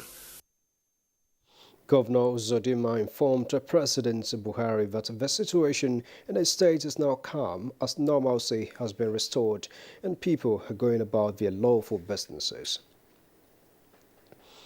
And the Chief Whip of the Senate and former Governor of Abia State, Senator Orji Uzor has called for restraints from the masterminds of insecurity in the Southeast, warning that the repetition of the 1967 killings would not be tolerated. A statement by the Chief Whip noted that the insecurity in the Southeast region is strange and that Igbos are not known for burning homes to punish perceived enemies. He urged them to have a rethink in their actions and advised them to choose a more righteous path in expressing their grievances. Senator Kalu condemned the killing of security officers and noted that destroying police stations and infrastructure can never be the best path in expressing grievances, as he charged security agencies to be very professional and ensure that they are not involved in harassment, molestation, and killing of innocent young people in the region.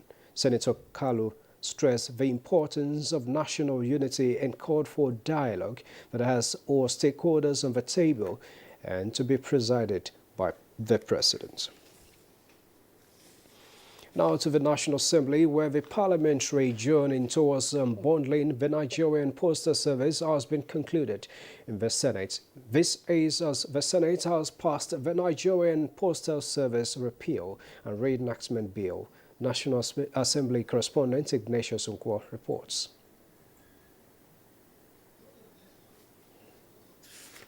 We'll bring you that report still in the course of this bulletin. Still at the National Assembly, where the leadership of the House of Representatives has instituted an investigation into the federal government's suspension of operations of a social network site, Twitter.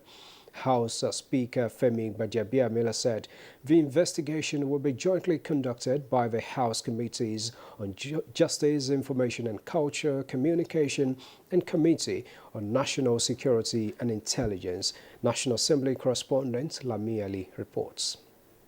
The investigation to be carried out within a 10-day period, said the Speaker, was to determine the circumstances of the decision by the federal government to suspend the microblogging site Twitter and the legal authority for the ban. The joint committee is to invite the Minister of Information, Lai Mohammed, for a brief on the objectives and innovation with great success. The House also recognizes that as social media has been a tool for good, it can also be a tool for bad actors. As such, the government has a legitimate interest in ensuring that these platforms are not used to commit vile actions against individuals and the state. Gbajabiamila, at the commencement of plenary, read a presidential communication seeking the confirmation of Major General Yahaya as Chief of Army Staff. The invasion and killings in Igangan, Oyo State, was condemned by House members after being raised by the Southwest Caucus. It is alleged that over 50 harmless indigenes of the town were killed in cold blood. About 90 others sustained life-threatening injuries. Following a motion from Francis Agbu on killings in parts of Benue State, the House urged authorities to assist victims, just as it urged the provision of relief materials to survivors and families of victims of the recent boat mishap in Kebbi State, as raised by House members from that state. Meanwhile, the House has adopted a resolution urging federal government to formulate a tax policy on beverage with high sugar contents due to health risks, as moved by Hassan Al-Araba. And make it mandatory for all sugar-sweetened beverages to indicate the sugar content and health risks on the product.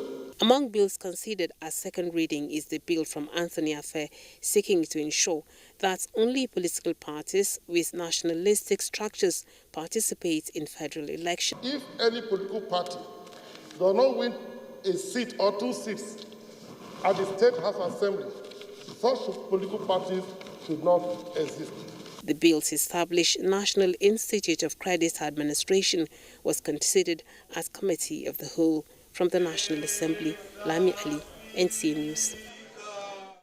Now, away from the National Assembly, the All Progressives Congress, APC, has alerted Nigerians on the risk involved in accessing content, especially social media, using the virtual private network VPN, which is vulnerable to the heinous activities of criminal hackers who can steal data and money in bank accounts. In a statement by John James Akpaiduedehe, National Secretary, Caretaker, an extraordinary convention planning committee of the All Progressives Congress warned legitimate private and public entities operating in the country to avoid the many dangers of exposing themselves to cybercrimes through the use of VPN, which the APC believes is not adequately secured.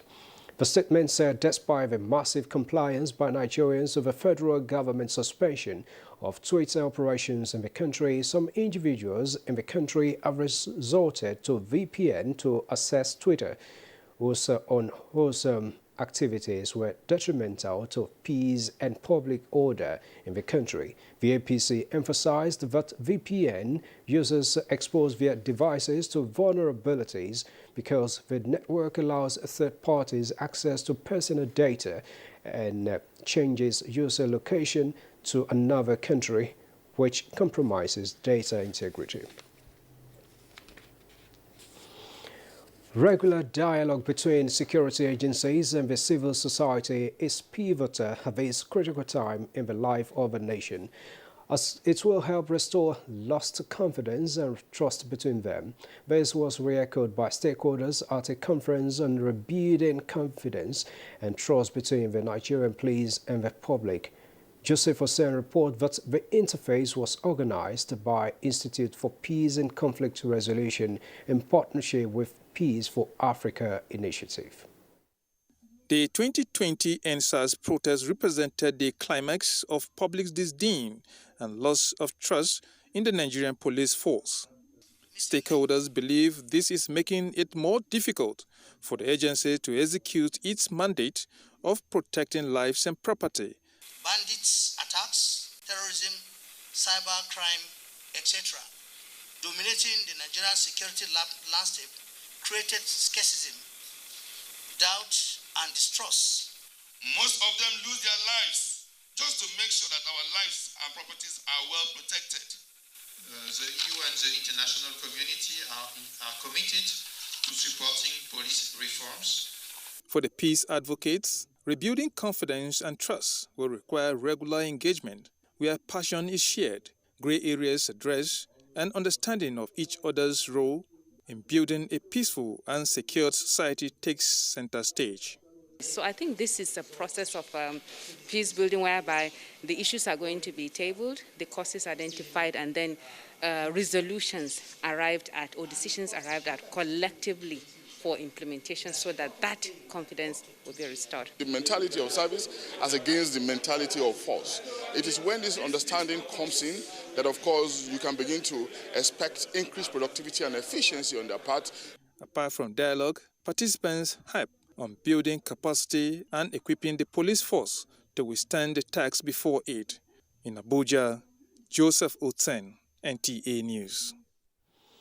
A 3-day gender training for sector institutions has opened at the National Defense College Abuja as one of the major steps of institutionalizing the United Nations Security Council Resolution 1325 and Women, Peace and Security Agenda.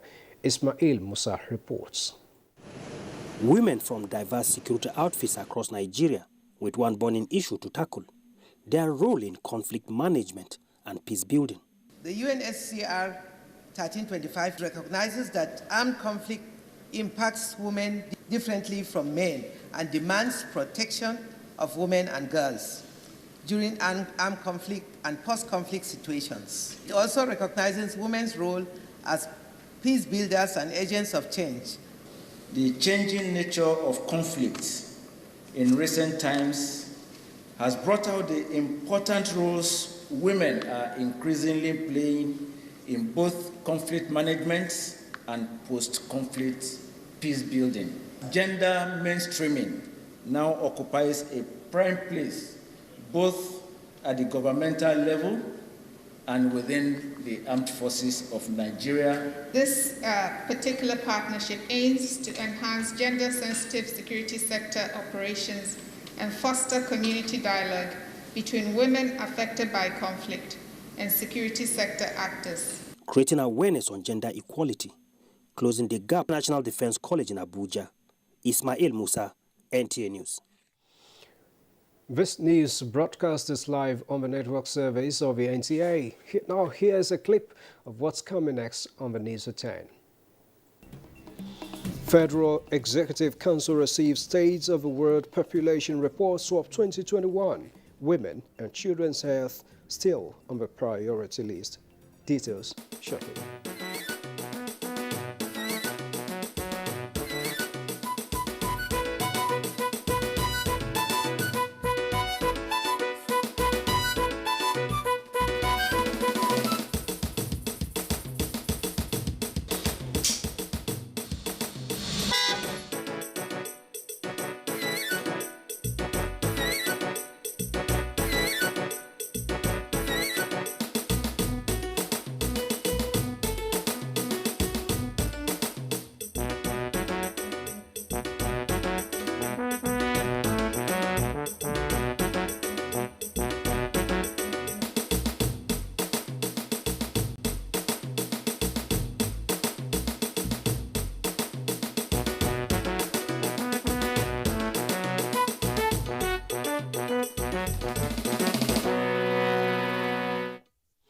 Thanks a lot for sticking around. Still the news on NTA News 24. National Bureau of Statistics kicks off comparable data on women and children worldwide. Details of this and more with Comfort Amodu on Business News.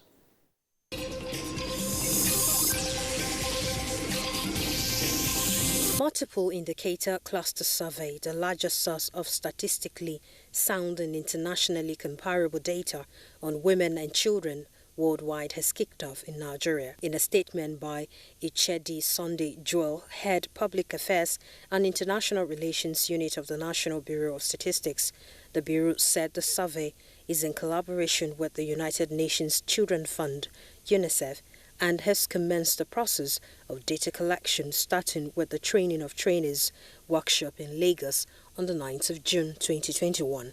The survey is centered on health education, child protection, water and sanitation, among others, and also serve as a major source of data in measuring achievement of some of the targets of the Sustainable Development Goals and all the international commitments. Selected trainers will be sent to Anambra, Kano, Plateau, and Oyo to conduct the pre-test exercise.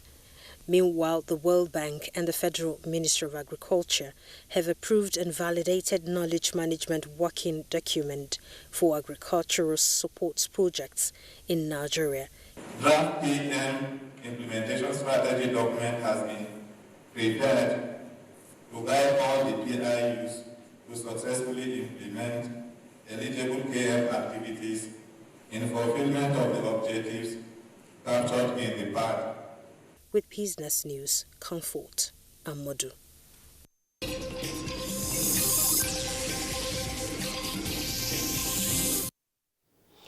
The need for Nigerian oil and gas companies to spearhead a regional approach to developing a proactive strategy has been advocated.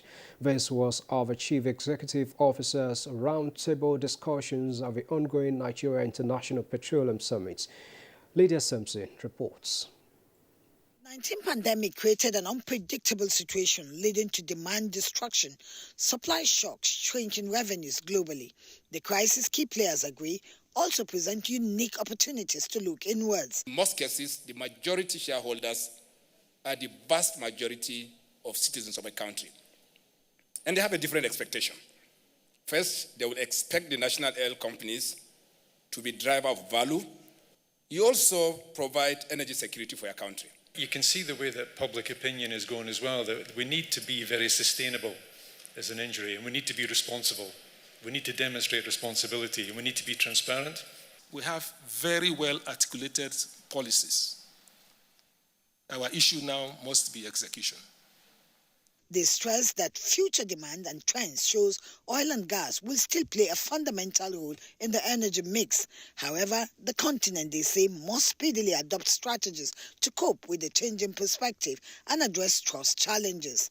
Some of the delegates are optimistic that harnessing opportunities presented by the COVID-19 pandemic crisis will change the narrative. What is quite clear is that despite the deep crisis that we are now in, be it around the unclear and the uncertainty around fiscal system, be it around funding, all this will translate to the need for significant solution.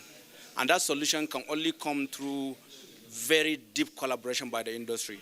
Local players have to take a stand at the moment here in Nigeria to just show not only sub-Saharan Africa but the whole world that Nigeria is a hub when it comes to oil and gas. The experts at the summit says the industry must stop paying lip service to collaboration by ensuring joint ventures in the entire value chains by being consistent and reliable. In Abuja, Lydia Samson, NTA News. Now, it's not just enough to identify a problem, but taking a bold step to be part of a solution is what makes the difference. Nigerian LNG Limited, in its resolve to be part of a solution towards mitigating Nigeria's energy deficit, has commenced sales and purchase agreements for supply of domestic LNG in Nigeria.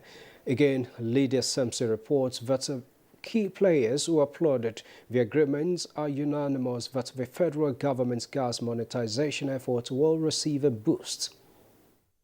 No fewer than 98,000 women die annually from smoke inhalation from cooking with firewood.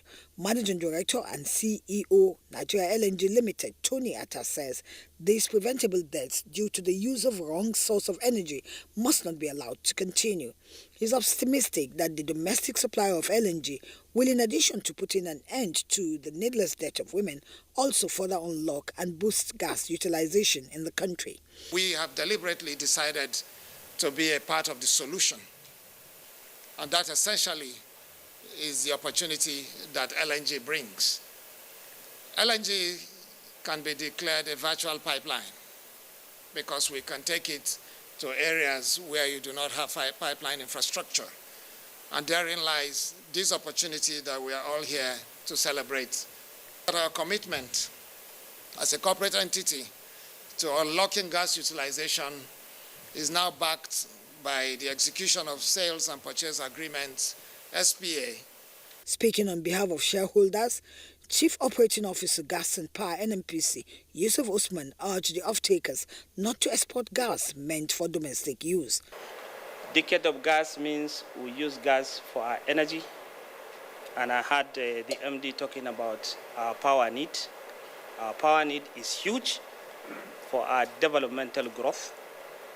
Decade of gas means development. Nigeria LNG has, embarked upon. We in the DPR see it as a critical domestic market segment in Nigeria through the domestic LPG value chain, which is highly appreciated by us, as this effort will enhance the accelerated delivery of much-needed impact. The pioneer companies and purchase off-takers of the LNG promise to be diligent in the implementation of the contract agreement. In Abuja, Lydia Sampson, NTA News. To other matters now, ahead of the anticipated health recovery from the coronavirus pandemic, Africa needs a quicker economic recovery as the continent's economy had gone down 2.1% the worst it's ever had in more than 25 years. This came from the head of the African Development Bank Group, Dr. Akinwumi Adesina, as he discussed the financing that Africa needs to strategize its economic bounce back from COVID-19 just after the Africa Finance Summit that recently ended. Justin Bem Onyi reports. It's a pandemic that is actually quite massive, President of the African Development Bank, Dr. Akinwumi Adesina, was speaking on Across Africa, an interview program on France 24 channel on financing Africa's post-COVID-19 recovery. Dr. Adesina lamented how the African continent suffered massive drop in its GDP between $155 billion and $199 billion. And when the rest of the world had $23 trillion to respond to fiscal stimulus, Africa did not have that space. He re-emphasized that collective effort is needed at this time to look at the instruments the continent has to get that fiscal space that it needs, especially the issuance of the special drawing rights known as SDR at the IMF. The SDRs are basically the reserve quarters the IMF has to address global crises. Africa needs, sub-Saharan Africa alone, the low-income countries, they need roughly $245 billion of additional financing between now and 2025. But when you look at all of sub-Saharan Africa, they will need $425 billion between now and 2025. The AFDB boss also highlighted the biggest hurdles the African continent faces in post-pandemic and how the huge amounts of money discussed at the France-Africa Summit is going to change the lives of Africans. We talk quite a lot about growth and so on, and we talk about GDP. Look, nobody eats it. Nobody eats GDP. But at the end of the day, it's all about the quality of life of people. So one of the areas in which it's going to have to go to is to support Africa's recovery and building its access to vaccines. It's one of the critical issues, but also to support its manufacturing capacity in that. The second one is the standard things that we've always needed. So, in fact, in terms of access to energy. Dr. Adesina says he wants the debt profile in Africa to reduce and be restructured, but the continent has to learn how to link good economic governance to debt management. Justin Bem-Unyi, NTA News. Just in, former U.S. President Donald Trump has praised Nigeria's government for banning Twitter after it deleted President Muhammadu Buhari's post for allegedly breaching its rules. In a statement, the former president said Twitter cannot dictate good and evil. He urged other countries to ban Twitter and Facebook for not allowing free and open speech. Mr. Trump was banned from both platforms after the U.S. Capitol riots in January. This is the news at 10 on NTA News 24. Still to come.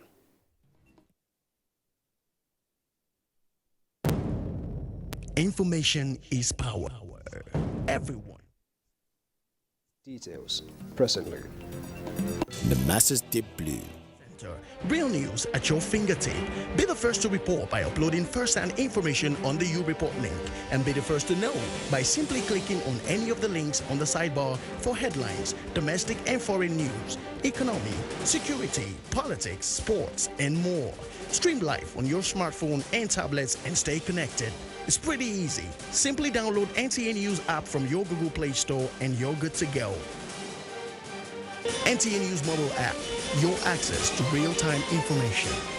And our menu for today is spring rolls and tea.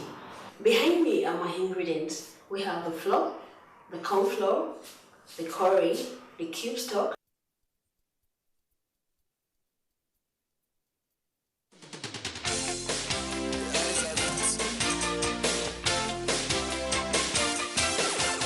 NTA Parliament is a dedicated 24-hour channel that broadcasts activities of the Nigerian Senate, Federal House of Representatives, and all the 36 state houses of assembly. NTA Parliament, strengthening Nigeria's democracy.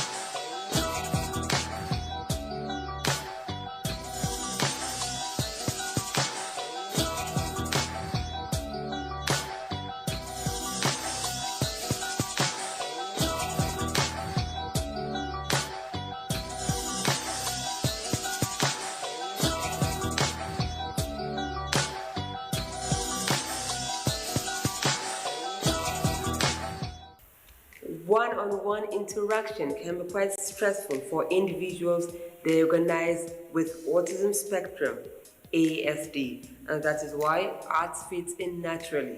Now, hello and welcome to another exciting edition of Visual Impressions. I am Umar Mohammed. For children and adults with autism, art can be a wonderful way to open doors of expression. So, we made a compilation of some great autistic artists. One is called a human camera, the other called an encyclopedia, while the youngest of them all is just 11 years old. He is called Young Picasso. Let's all take a look.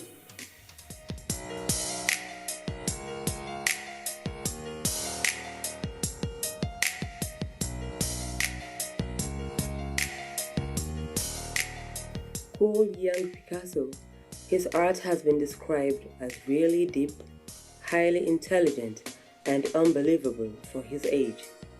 Kanye Yachuku Tagbo Keke, an autistic artist, had his third solo exhibition at the Transcorp Hilton Hotels and Towers in Abuja with the theme No Child Left Behind.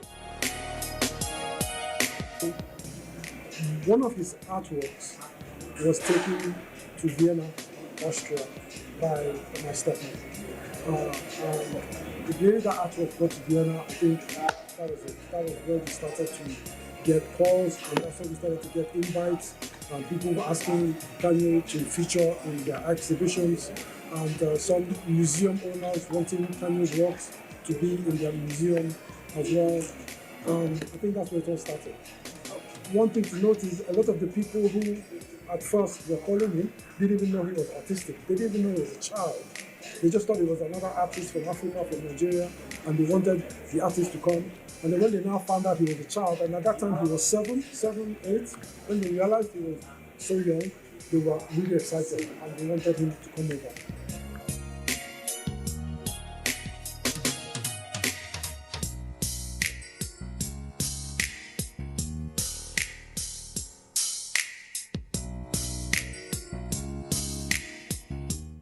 For a child of 11 years to come up with something like this is a challenge to the contemporary artist and the young impressive man. I must say, Kenya have done a very fabulous and wonderful artwork. The works here diversified in all aspects of life, and he's trying to touch one or two places that I think is not limited to just one person. He speaks to virtually everybody. So for it to do this exhibition for him, I think is a good thing to encourage the young, impressive ones coming up as well. The experience of expressing oneself through art has widely been practiced as a form of therapy, as art brings a sense of calmness and serenity. Through the art of creativity, therapists can help enhance a child's imagination, improve skills, and develop their ability to communicate.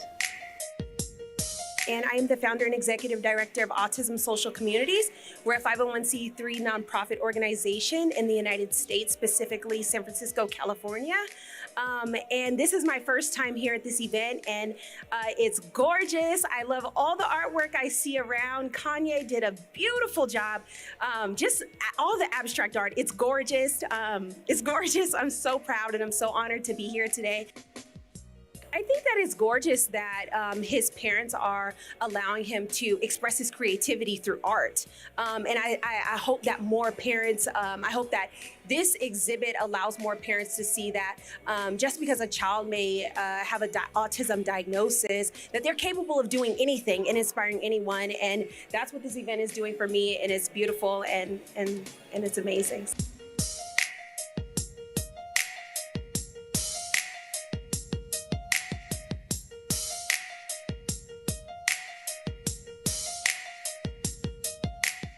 To be honest, I'm an art enthusiast to start with, but much more than that, I relate to autism because I do have a child that has autism in my home. So the two things just worked out for me, and I can relate clearly to the developers. Those are the parents of such a great artist. And I was so excited to want to see someone with that peculiarity express himself and what he wants to tell the world that he cannot do vocally, as we all can, and what he wants to communicate to, or expression of what his inside is. So it's quite an excitement for me to go through the works, and as you can see, it displays a lot of colors, a lot of designs, and mostly abstract, and that in itself keeps you thinking on what's going on in the artist's minds.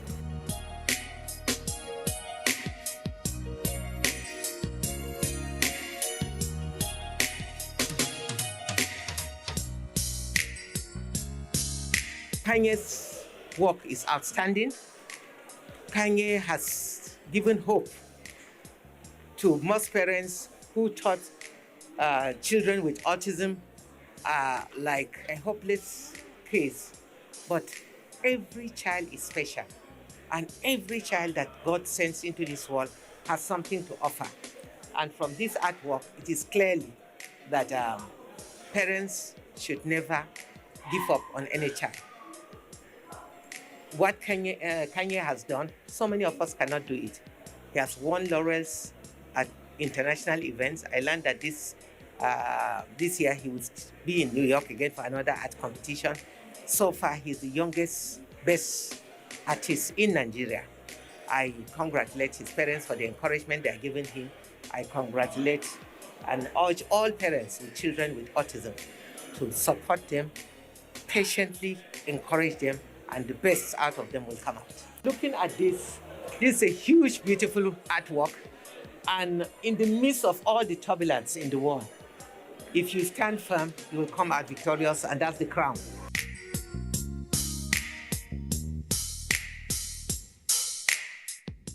Early interactions with art can significantly improve outcome because art has been shown to be a highly beneficial tool for children with autism. This is just God's gift. It's just God. I'm not an artist. The dad is not. Nobody's an artist in our family. So this talent, we just feel that it's just divine talent from God. I particularly like the kind of art it does. If you look around now, I remember you asked me which of them do I connect with, and I said I connected with everything. He's such a talented young boy.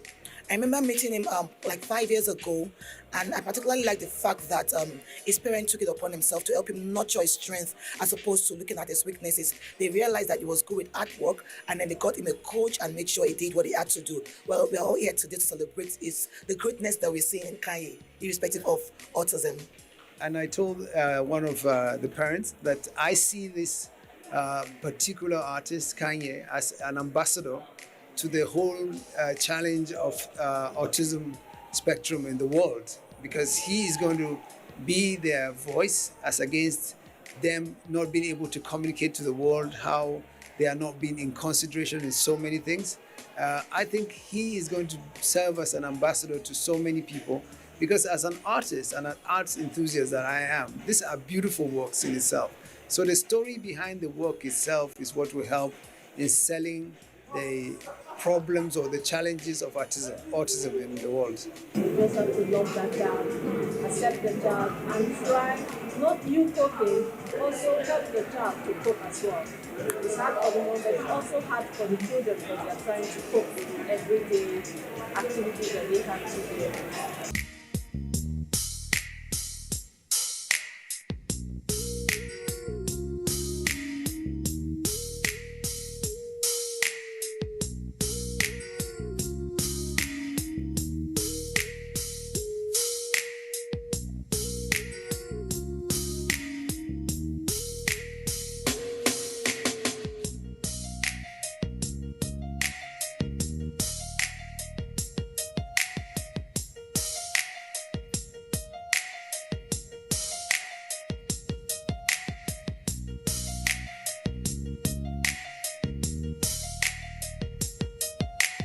Sometimes it's hard because when he's acting up as the older brother, I have to take care of him most of the time.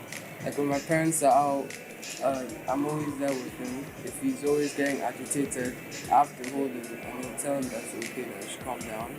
And when he's like painting, I'm happy to see him doing something active instead of just sitting there doing nothing. Because before he was just scribbling on paper and I was trying to find something for him to do. But with the painting, I can see what he wants to do, his emotions. If he's angry at something, if he's sad, then I can cheer him up. If he's happy, then I can play with him. We are blessed, yes, and we're very thankful. But he's still Kanye. He's still a child living with autism, like every other child. We have to still manage his condition. What you see here is not an end in itself. We still have to pay attention to everything that has to do with him, like every other parent that has an autistic child.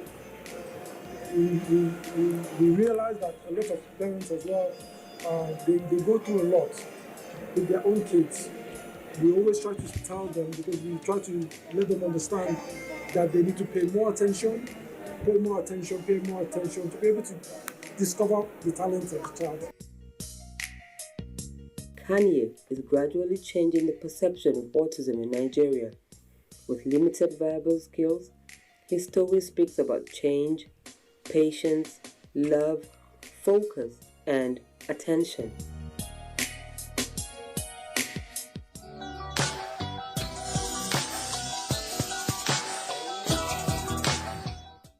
I am Dame Pauline Talent. I love visual impression. Keep watching Visual Impression NTA. Okay, my name is Uba Saidu Malami. I'm the chairman of Solid Mineral Development Fund. Keep watching Visual Impressions on NTA. Thank you.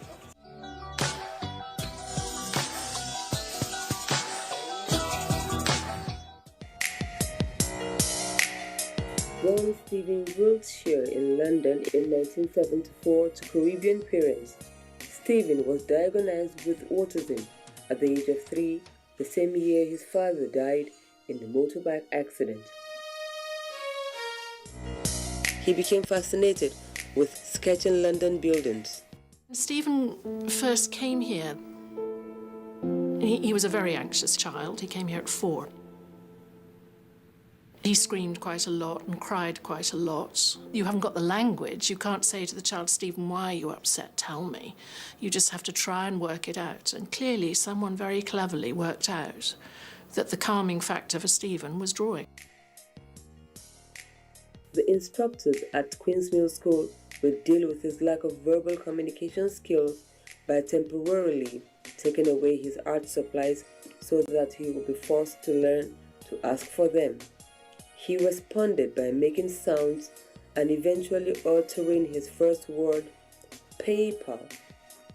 Stephen can look at an object once and accurately draw a detailed version of it.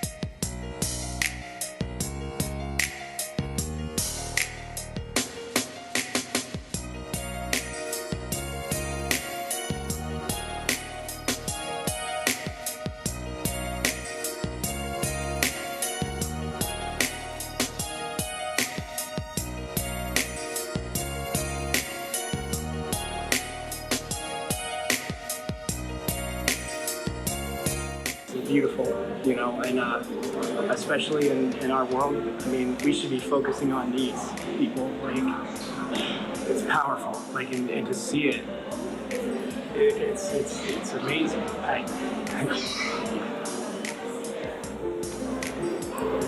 I myself am an artist. You know, I graduated from art school and I've never done anything with it. I live in a corporate world and I hate it. And this inspires me.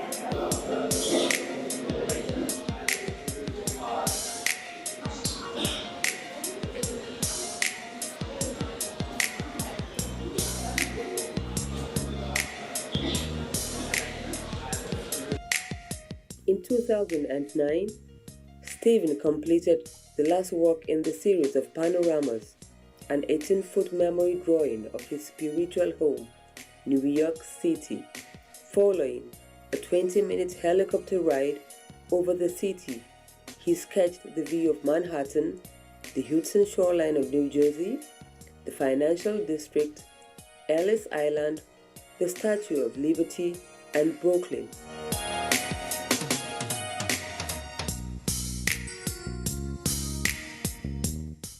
Yeah. I think Stephen is extraordinary. He's developed a lot. He's developed in many ways. We can see someone who's intellectually, socially, and even in his art, you can see how he's extended and beginning to reach his full potential. And it's lovely to see.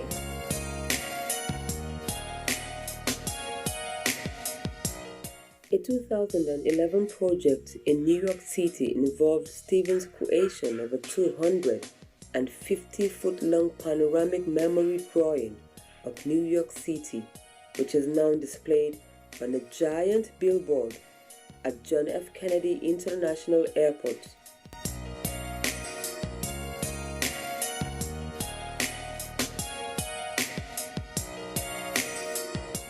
New York is my best